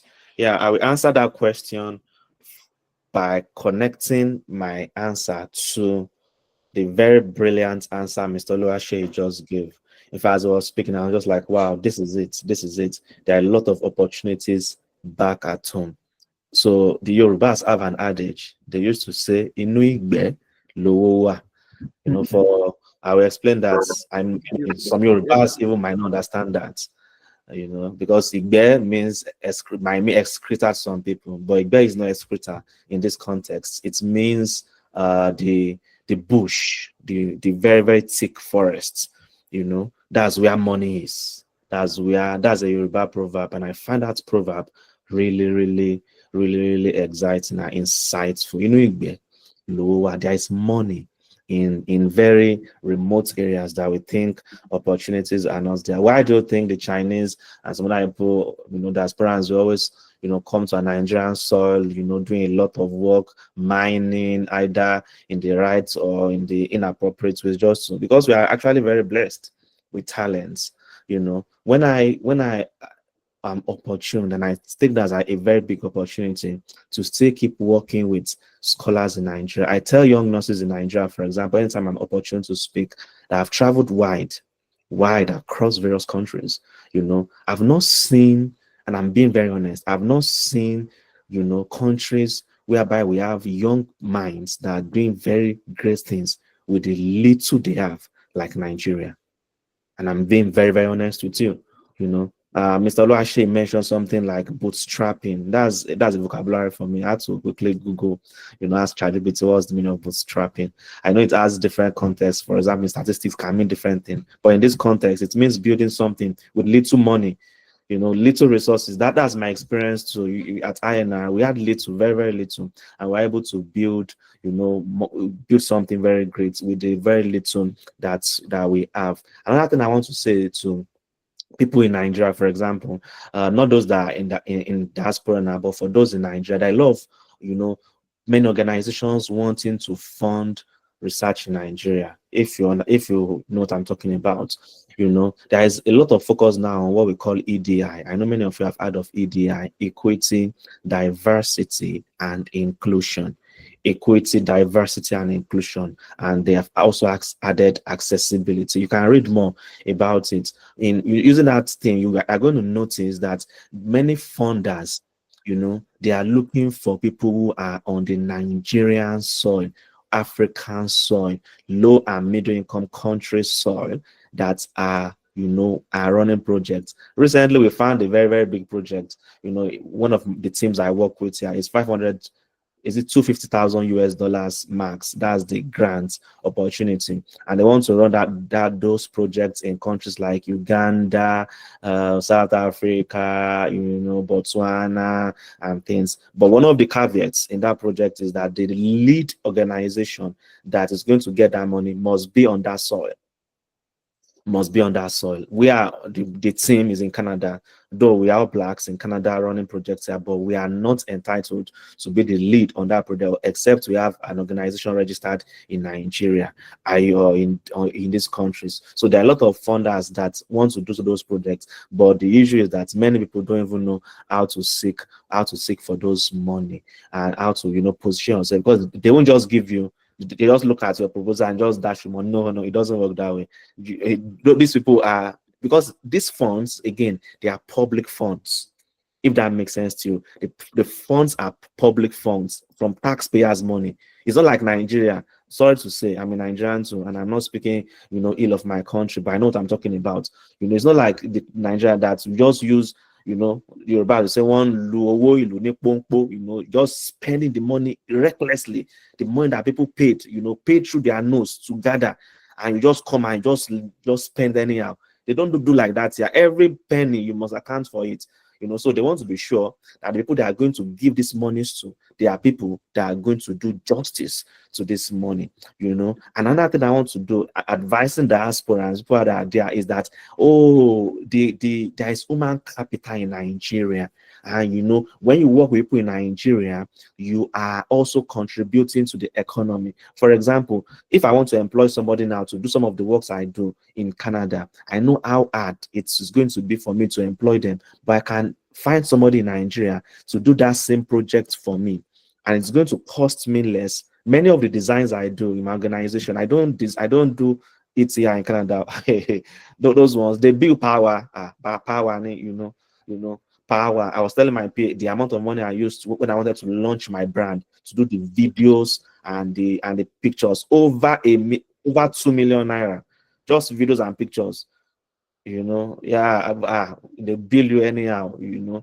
Of course, the quality. I send those pictures to some people in Nigeria, and a photographer that designs for me in Nigeria looked at the quality of those pictures and said, I now know where the problem is with my productions. That the camera that shot these pictures, and there is no method I can use in Nigeria to shoot this kind except I have that kind of camera. You know, of course, that's people that are here, they have a lot of gadgets to you know, to do very beautiful things. But then I still use people in Nigeria, because with that I'm contributing to scholars in Nigeria, to designers in Nigeria, and it's a win-win for me. So I want to encourage people, you can get your talents. My website designer is in Nigeria, is a nurse in Nigeria that designed my website. Of course, he designed it like, let me not mention it, but it's of course over $1,000 Canadian. You know the meaning of that, and I paid because I know the quality that this guy is going to bring to the table. I want to encourage you guys in Nigeria. Let's try as much as possible to elevate our brands. Or let's package. If you package yourself very, very well, there are funders in abroad that they want to run. They are looking for excellence. If they see you have that excellence, they will leave people who are doing it in the diaspora and come to you. And when you convert those monies to naira, oh, that's a lot of money that you can also use to do, you know, big boy and things like that. So let me just pause. There. There is a lot of benefits in Nigeria. Thank you. Thank you very much, sir. Thank you very much. Really I just appreciate want to add a bit to what Dr. Damilari has said just now. So basically, there's a future coming up on iSpora. That future has to do with creating a marketplace, right? It's more like creating a marketplace, more like a freelancing marketplace where people back at home could actually get some gigs, some kind of remote jobs, opportunities with people back in the diaspora. So, but the future is not going to be launched with the present MVP, right? But it's something that is going to be coming up in the next few months after the launch of the fourth MVP. And the idea is to be able to get trusted, just like you said, trusted people in terms of project, in terms of maybe even collaboration, or even some set of projects that people in the diaspora actually wanted to do. It's a big deal.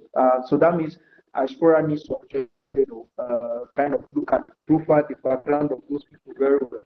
And of course, there's going to be some future. There's going to be some future more like future to track down projects, right? More like accountability feature, especially when it comes to maybe the mentorship part or the job part, like the kind of getting access to some gigs from the diaspora and all of that.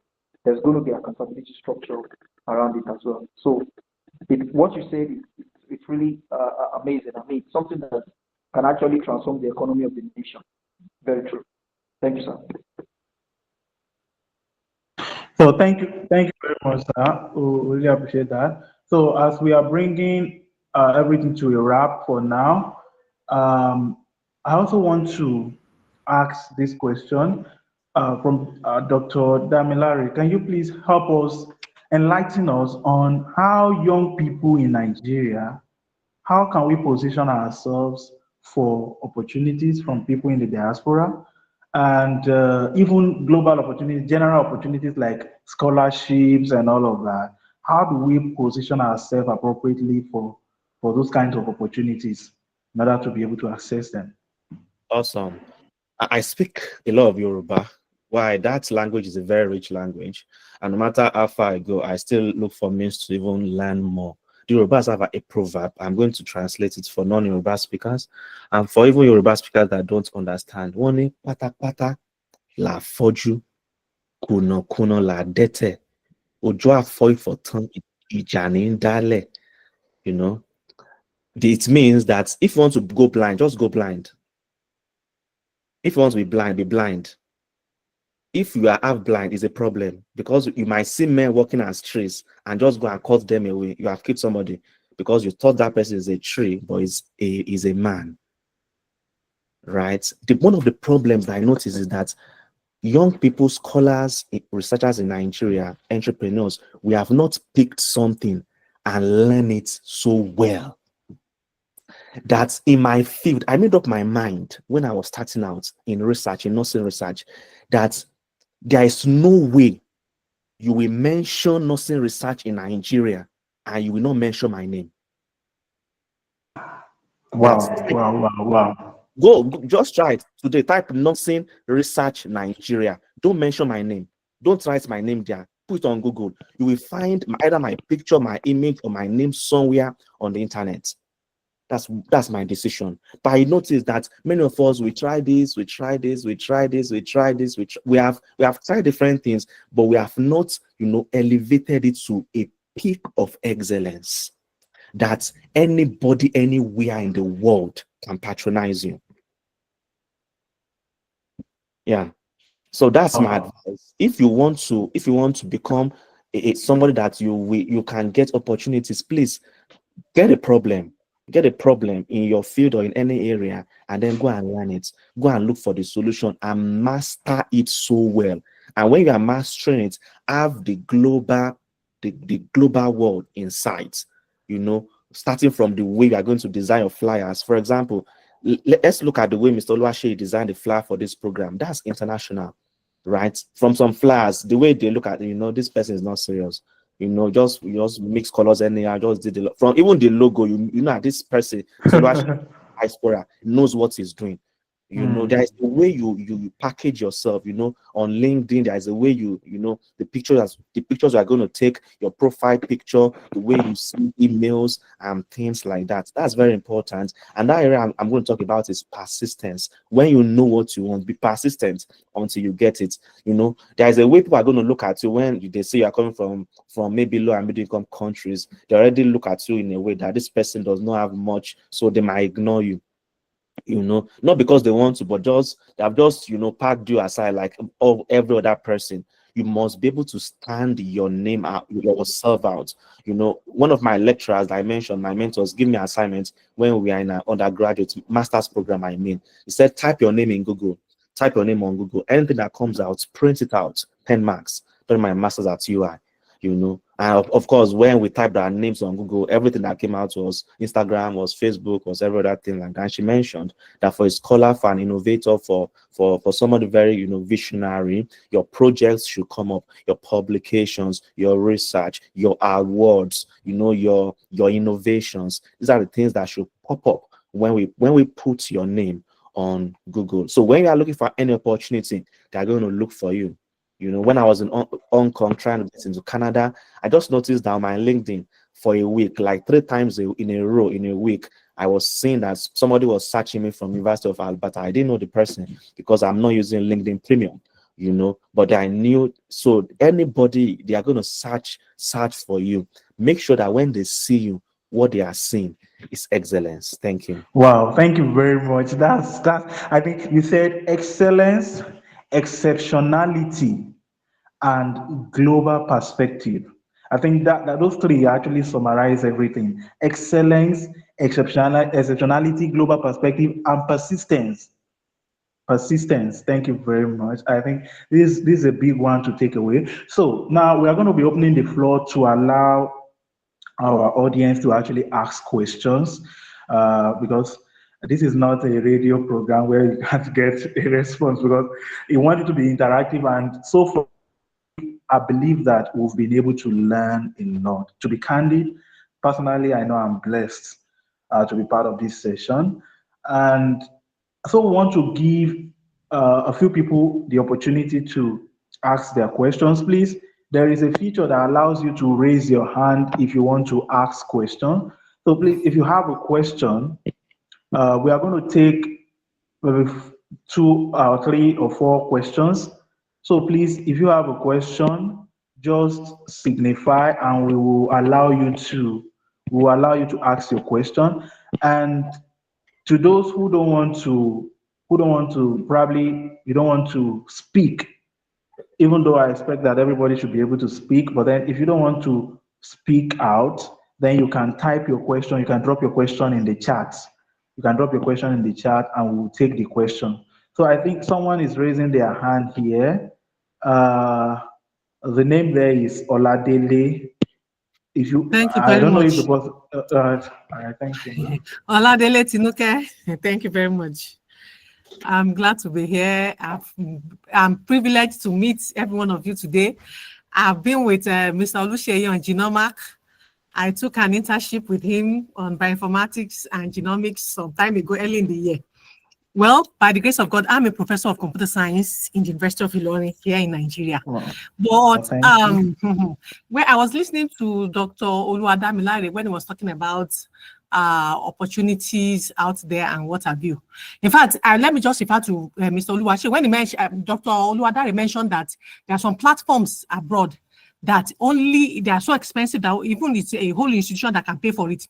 And I want to remember that there's this omics board where we did some of the bioinformatics stuff with Mr. Oluwase. In fact, when we logged into that platform, we found out that to even access a course there is $1,000 US. And ordinarily, some of us cannot even take it. Then we were to pay $30. Do you understand? The $30 was heavy for us, even as at January this year, even as a professor in Nigeria. We were paying, thank God for the flexibility of paying $10. We were paying 16,000. Even to pay the 16,000, we couldn't pay. We paid 10,000 at first to access the course and then we paid to finish up. So I want to appreciate what he has done so far. So my own question now is, what level of partnership or what level of opportunities can we get even from the diaspora in terms of research and what have you? Like I said, I'm a computer scientist, but we're into health informatics, I'm into bioinformatics and stuff like that. But the problem is the people I have around me are lazy, they don't want to explore. I took another course in University of Texas. I paid $3,000 US. Personally for myself, I've not recovered from it up till now. Wow. Hello? I've not recovered from spending that money up till now because it ate into my head. But let me just give you a short story. It was in 2022, February. Then ASU strike came in March. Our salary was stopped from March. So there was no salary up till October, and I took a bank loan. So I've not, let me just cut it short there, that I've not recovered from spending that $3,000. But I found out that the knowledge I learned there, you know, you could take, when I told some people I did data science and business analytics from University of Texas, they were like, when there are free courses online. But I found out that the details, if you see the hardcover notes, they taught me the rudiments of all the statistics, the mathematical statistics of machine learning and all those stuff in that course. Do you understand? It was so intensive, and I'm benefiting from the fruits today because some of my students, when they are stuck, they can't go about their projects, I'm able to help out. Do you understand? Some free of charge, some will just give a little token and what have you. But I want to find out what level of partnership or opportunities can we gain from the diaspora in terms of research, even to publish here. They will say Q1 journal or what have you, but we don't have the money. So sometimes, even to publish locally, we will not be harnessing people. Some will say, sorry, I don't have the time, I have the money. So who gains what? Somebody congratulated me today. I did 5 papers between December and January. The guy, at least, he was able to, 3 of the papers came out, or at least 3 of them were fully published. 1 he used as accepted, and was thanking me today because it helped him into senior lecturer in my department here. So even if we are willing to assist, we are constrained by time, by money. There's no light. You get to the office, there's no light. You're home, there's no light. So how do you help out? For instance, I wanted to do a sabbatical. I said I wasn't going to do my sabbatical in Nigeria. I have somebody in Canada where it was like, no, I can't come directly to Canada. I should go through maybe Botswana or what have you. I've applied to Botswana for like 3 months now. I've not heard from them. I had to opt for another Nigerian university to at least start my sabbatical so that I won't die of hunger. You understand? So how do we level up? Maybe I should just stop from here. I think this question is to Dr. Davilari. Can you please help Yes. us? Thank you very much for the question. Wow, It's a brilliant question. wow, wow. I'm just saying wow because I'm really, you know, I'm Mhm. really touched. I'm really touched by your story, and I first want to thank you for all you do. One of the reasons why I love to work with scholars in Nigeria is because they are hardworking and they are releasing results. Is tough. It's tough to be a lecturer in Nigeria, and that's why some of us have made up our minds that if it's this lecturing, we can do it from abroad, but we will not do it in Nigeria. Some of us have concluded because we have noticed that the funding that is available for research, for research and for issues, and the way the government over there is doing, we are not going to, to subject ourselves to that. But the good thing is that there are people that they want to do it in Nigeria and they are getting those opportunities. And I'm going to be sharing some of those tips that I've found lately with Prof. I can perfectly relate with that situation, being somebody that lectures in Nigeria currently and does the same thing abroad, and I see the difference. Is like light and darkness. You can it's too wide, like from heaven to the earth. Is that serious? The fun opportunities. The first time, I cannot even at this stage imagine how a lecturer can work without lights. That you will enter there will not be light. How will there not Mhm. even light? It's really because that's a basic thing that you even have to power your computer. The first thing I bought when I started my masters was generator. That's the first thing I bought because I know that there is no light when I was in Nigeria at that time. So I can perfectly relate. Man, let me first start by saying that thing that you mentioned that somebody told you that you cannot come to Canada straight for a sabbatical, that you have to go through Botswana is a lie. It's a big fat lie. And I speak from evidence. Just some weeks ago, somebody called me. One of the lecturers from Babcock University messaged me. Though we have not related physically before, but I've seen her name all around. And she told me that she is in Canada. Not only she's in Edmonton, she's in the same university as I am. She came for a visit, for a kind of research visit. Though it's a short-term visit, just for 2 weeks. However, they gave her 6 months visa or thereabout, which she can use to do a lot of things. Right. So there are opportunities like that. There are universities that they have, global talents or global visits or something like that. Yeah. So the opportunities are there. However, because of the way the whole world is going, both the Trump wala in the US, also in Canada, they have a lot of funding issues. In fact, it's interesting to know that some universities are even going on strike also in Canada. Though it will not be like 6 months of Nigeria, but of course, there are funding issues all around the place too, right? So let's also put that into consideration. However, to say that the only place that I cannot come to Canada straight for maybe a visit or for sabbatical for something, no, that's not true. That's not true. That's not true. Now, another point I want to also mention. So how will you get it? It's just about search and about elevating our networks. Excuse me. Excuse me.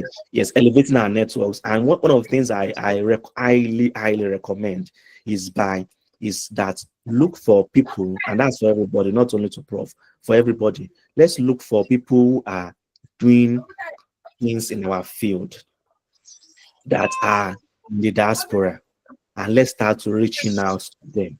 Many of these opportunities that will become available, they will not share it on Facebook. You will not find it on Google. Some you will only find it within a circle. Within a circle. In fact, it will interest you to know that opportunity, that scholar that he just told me that she's in Canada. In Canada, I didn't even know about it. That opportunity because it's not a faculty of nursing. She's a nurse and she got that opportunity for women's something in faculty of arts or something like that. Very, very distant faculty from mine, right? So let's open our orientation. You don't have to be in a particular maybe if you go on Google then you not find opportunity. Some of those opportunities are very hidden. So how are you going to get it? By extending your network and by collaborating. For example, I would highly recommend to Prof, please reach out to scholars, to professors in these universities. They will answer you. They will answer you because when there is a way we are going to package yourself. You are going to, send the email. They are seeing what you are doing. They are seeing your output. They are seeing your CV. They are seeing, no, some of them, it will interest you more that some of them want to even run projects in Nigeria. Yes, they are looking for, they are looking for professors in Nigeria that they can work with, in low and middle income countries. And when you are also searching, you can also search for scholars that have international, that they are interested in international research. Not every scholar is. Some just want their work to be in maybe in the US, in the UK, or in those countries, but some are highly interested in international works.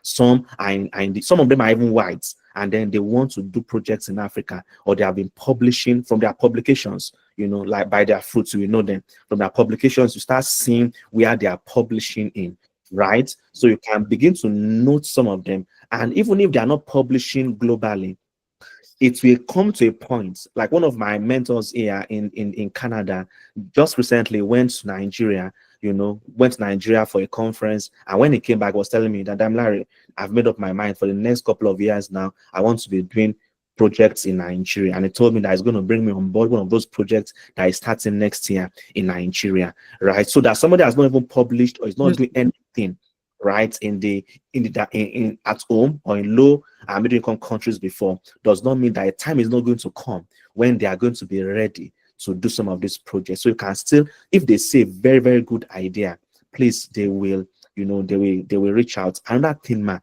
is very important, please and please, let's partner with them so they can invite you as a co-investigator on projects that they are doing, even if it's not going to be in Nigeria, even if it's going to be in Canada or in the US. You are not living in Nigeria now, you are still in Nigeria. However, you are part of those projects. Let them know that if they want to write grants, you are available. You are available to work with them to write grants together. Because when they win those grants and you are a co-investigator on those grants, for example, they want 500 USD grants in the US, you will put it on your CV here in Nigeria that I was a co-investigator on this project, or a co-principal investigator on this project that was funded by the US government, and then it was done in the US. It's already in your CV. The next time you are going to apply for your own project or your own scholarship, they want to see that has this person been funded before? Has this person been part of a project like this before they now grant you that opportunity? So, please start looking out for people in your field and reaching out to them. You want to partner with them, you want to publish with them, you want to work with them. Some, it's just to do a part of the project. They hand over to you, you do it for them. They're going to put your name in the publication. It's going to boost your profile. It's going to boost it so seriously. That's in another way. Another thing I also want to mention is that please and please, for everybody on this call, when you are applying for any opportunity abroad, please apply for waiver. They will not put it on their website that waivers are asked. Please, I'm taking my time because it was Prof that asked this question, and she has given so much to the community that I also want to also support her. Please and please, let's ask for waivers. They won't put on the website that waivers are available. They might not put it there, but they are available. Many of them know. Many of my mentees now, as the first night, I tell them, okay, go and identify the schools you want to go abroad. After you have identified them, the next thing, we are go and prepare code email. And in that code email, put there, in your email, put there that you're earning like $100 per month or $50 or salary per month if you convert it to Naira. Please, I need application waivers. They're going to give some of these things to you. Yes. Another thing about Q1 journals, there's a professor I've been working with for the past 3 to 4 years in Nigeria. She cracked a code that I'm going to share with Prof. Oladele and with everybody here that wants to do something international. You want to publish in high-ranking journals. Number one is that don't just say that you will fund the publication by yourself, or don't, because you don't have the money, now go and throw. I've seen people that have worked very hard. They collected data. They did very high-sounding, high-quality studies in Nigeria, and then they threw those papers in low-quality journals. It pains me to the bones because I know the efforts, the rigors to that you have gone through to do those work. Those papers don't deserve those journals you are putting them, right? So you need to push higher to high impact factor journals. However, please, before you conclude that they cannot publish your work, send an email to them, because sometimes those Q1 journals, they give case by case basis to analyze the situation of scholars that are trying to publish in their journals. Because there is a rule, is unwritten actually in many of these journals, even in high income countries, that we need to support low income countries. It's an unwritten rule in the way they run their things. I've talked about EDI.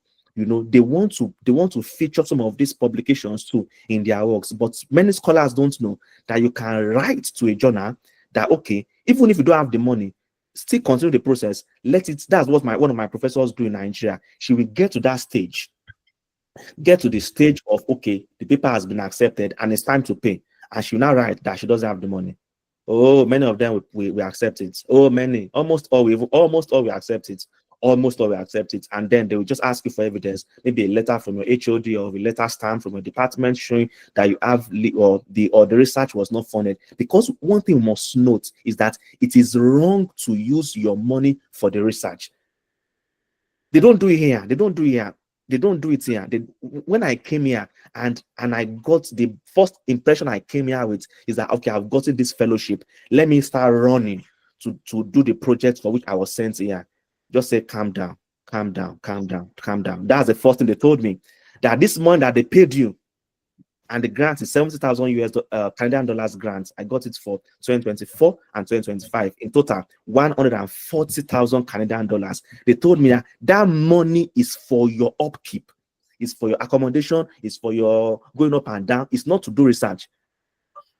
It blew me away, because the concept I had is that this money, I will do my research out of it. I will also do everything. They said no, it's not that. It's just for yourself, for groceries. Groceries. How many groceries will I buy with $140,000? You know, that is not no. It's just for your upkeep, and then you need to now get more money to now do the research for which we are sent here. If that makes sense to us, you know, so many of them are looking, they know that these countries are struggling and they want to support us. So please, let's reach out to them. And for people who are not in academia, one of the things that you will also not know is that many of these journals will give 50% waiver to scholars from Nigeria.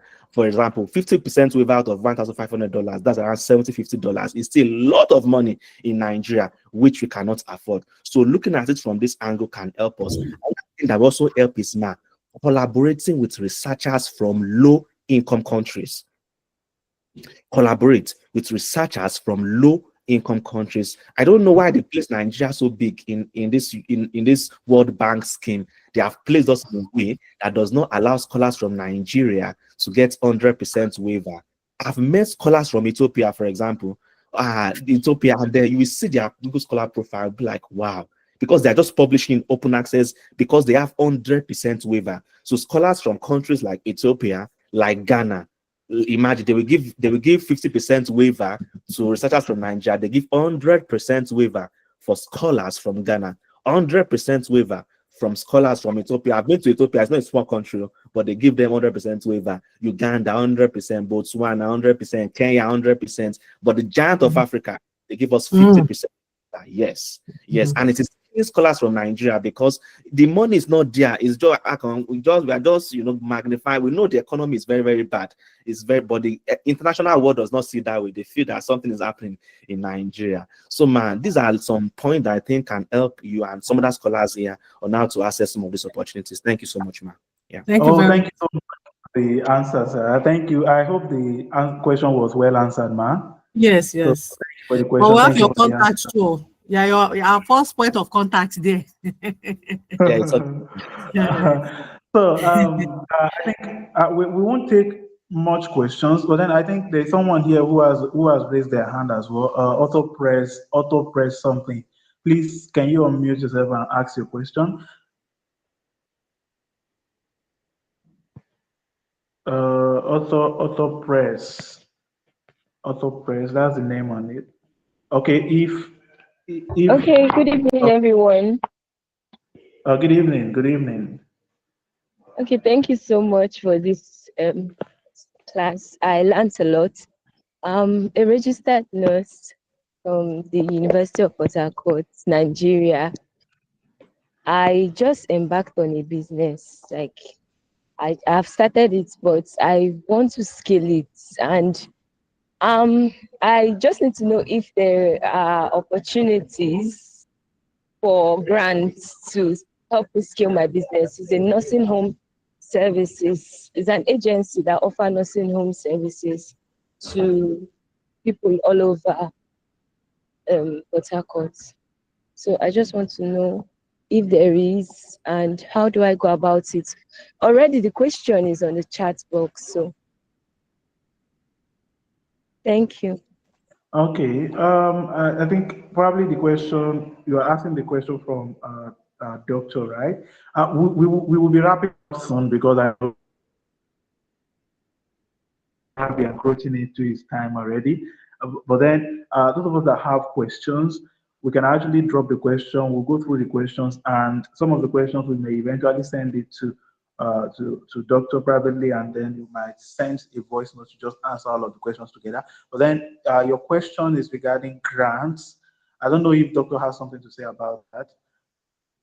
Yes, there are grants available for almost anything that one is doing.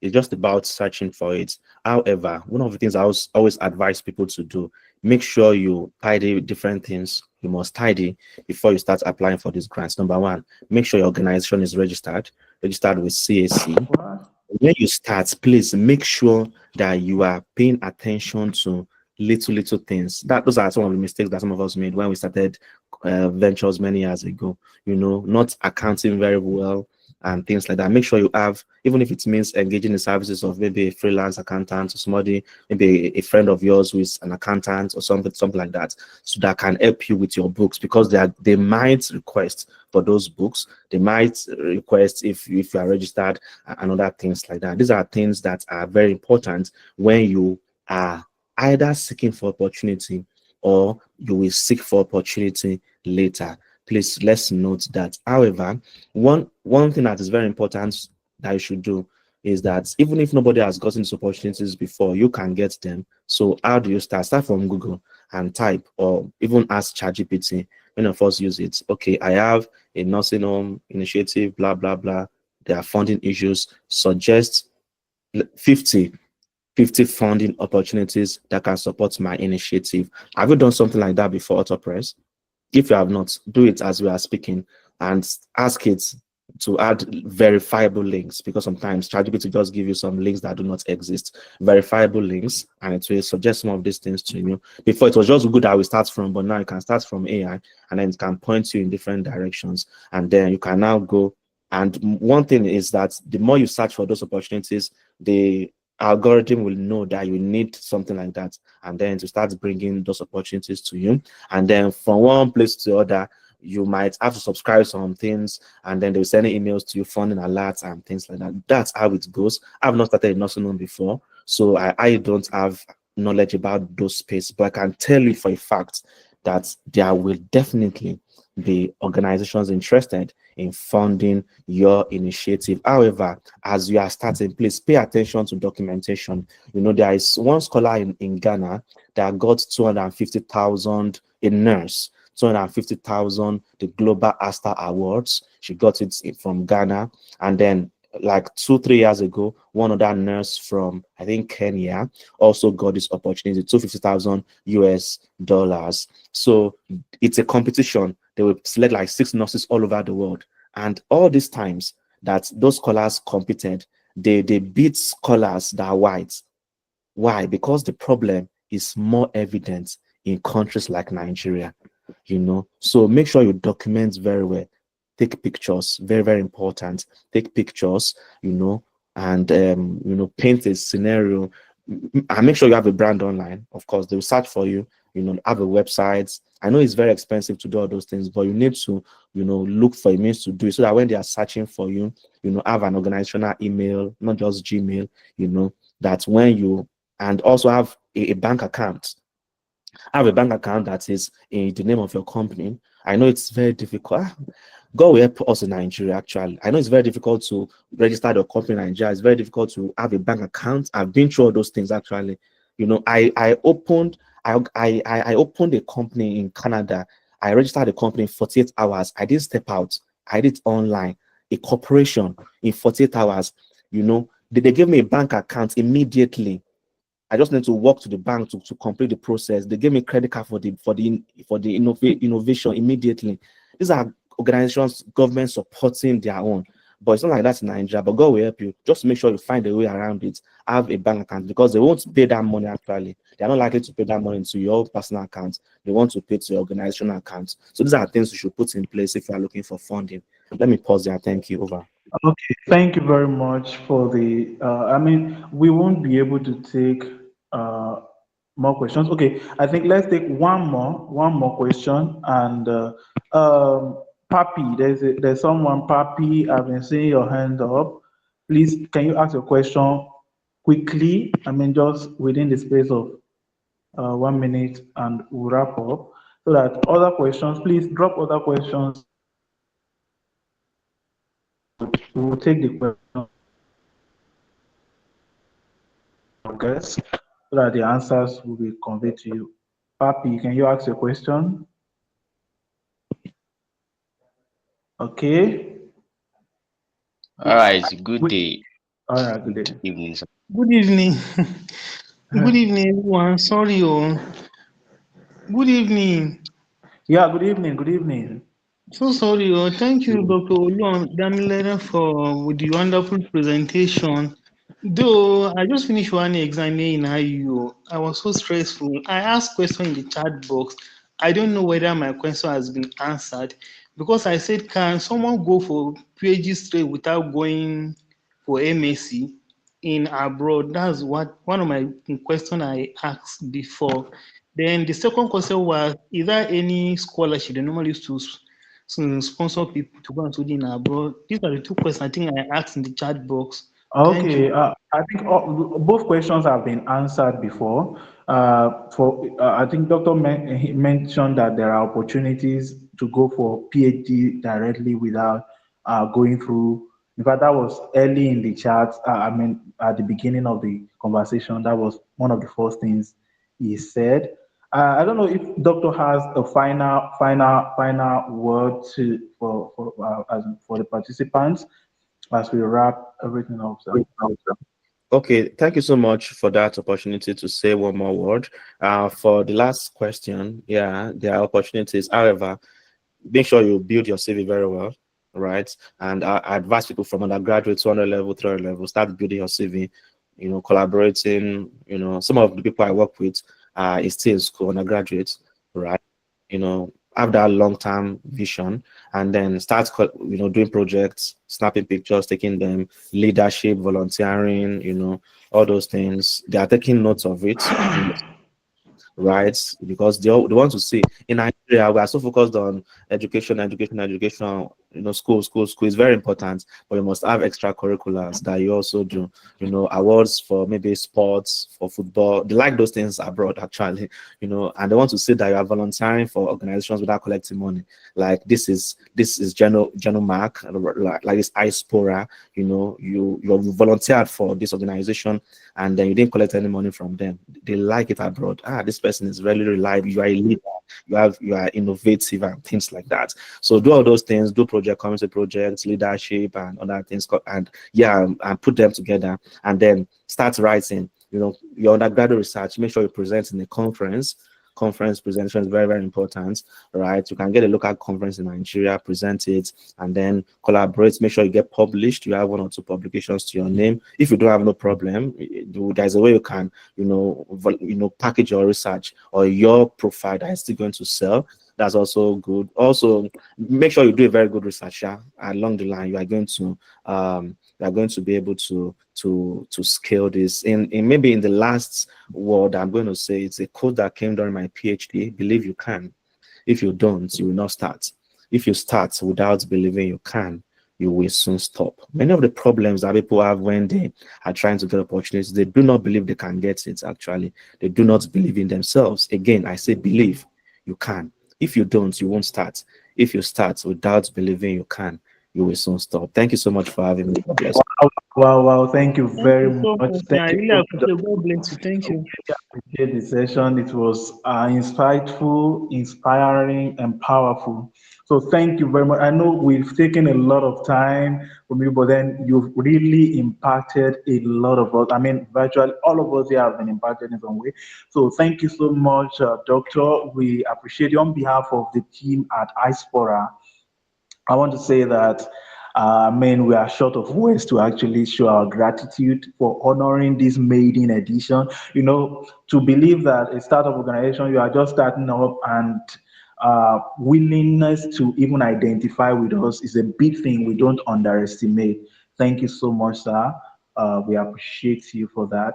And to all of our participants today, thank you for taking out the time to participate. I know that it has not been in vain. You've actually been able to learn a lot from the session. So thank you. We really appreciate your time. So those that have questions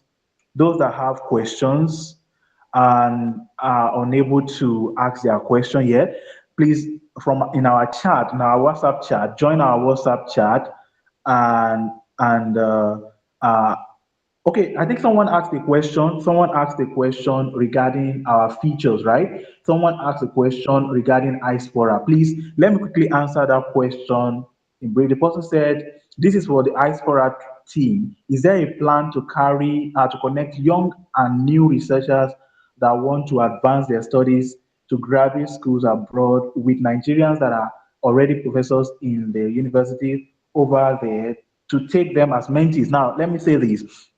iSpora, our aim, our vision is to connect people in Nigeria, young people in Nigeria, in Africa, in other developing countries all around the world with their diasporas who are doing better in the particular field, regardless of the field, not just in the field of research and academia. It also includes entrepreneurship and innovation, science and technology in all fields, cut across any field you can think about. It can be so we connect you with people in the diaspora who are already doing fine, who have the experience in your field, and then you can access opportunities for mentorship, to be mentored, to be guided by these people. So, regardless of the field, regardless of what you are doing, so we are creating a platform where you can connect seamlessly with these people for partnership, for innovation, for collaboration, and what have you, for mentorship in particular, because we believe that these people have the wealth of experience that can help you to actually gain more and do more for yourself. So I believe that answers the question from Ojo Ayomi Oluwaseun. Thank you very much for that question. So as we bring it to a wrap, thank you all for your time and your attention. And you can send your questions. If you feel your questions have not been answered, post it on our WhatsApp chat, and we attend to all of the questions. Yeah, the WhatsApp link. Okay, I will drop the WhatsApp. Please don't leave yet. If you need the WhatsApp link, I will drop the WhatsApp, the link that you can register to join our WhatsApp link. I will drop the link uh, on the chat right now, or someone on the team can help me do that. Mr. Oluwaferomi, you can help me do that. Drop the link that will enable participants to join, to register and join our community. Please help me do that right now on the chat. So I don't know if Mr. Oluwaseyi Olawale has anything to say as we close, while the link is to be dropped on in the chat. Please, I hope the link Yes, comes in. I just take this opportunity to appreciate everyone. Thank you all for joining, and I want to say, stay with us, stick with us, stay in the community, so keep bringing new, more um, diaspora facilitators, mentors, speakers, and also stay with us as we launch the digital platform. We're going to be announcing the digital platform very soon, where we're going to onboard diasporas, collaborators who people you want to collaborate, you want to work with. I mean, there's diverse different kinds of opportunities that's going to be coming up shortly. And also part of the opportunity that's going to be coming up is we're going to be creating a space where you could actually get some gigs, some remote jobs and remote gigs, online with the diaspora, also on iSpora. Okay, so I think in the next few weeks, we're also going to announce or launch the platform as well, right? And I don't know if Mr. Elijah have explained how the platform will run, how iSpora is going to be running some of this initiative, because in the coming days, we're going to be having more like free workshop, free master class, free programs on different areas of life, like different space of fields, right? Depending on your area of interest, right? So those are some of the things, areas we're going to be exploring in iSpora. So just stay with us, stick with us while we make impact together and build the nation. Thank you so much. Thank you very much for those final words, closing words. So please, those of us who are asking for the link to our WhatsApp platform, please check the chat now. In the chat, the link has been dropped where you can actually register, and you find a link that leads you directly to our WhatsApp platform. So on our chat, you will actually find updates on new events, our subsequent events, and our launch and all of that. Join the WhatsApp chat and you find all of the updates. Once again, thank you everyone. Good day.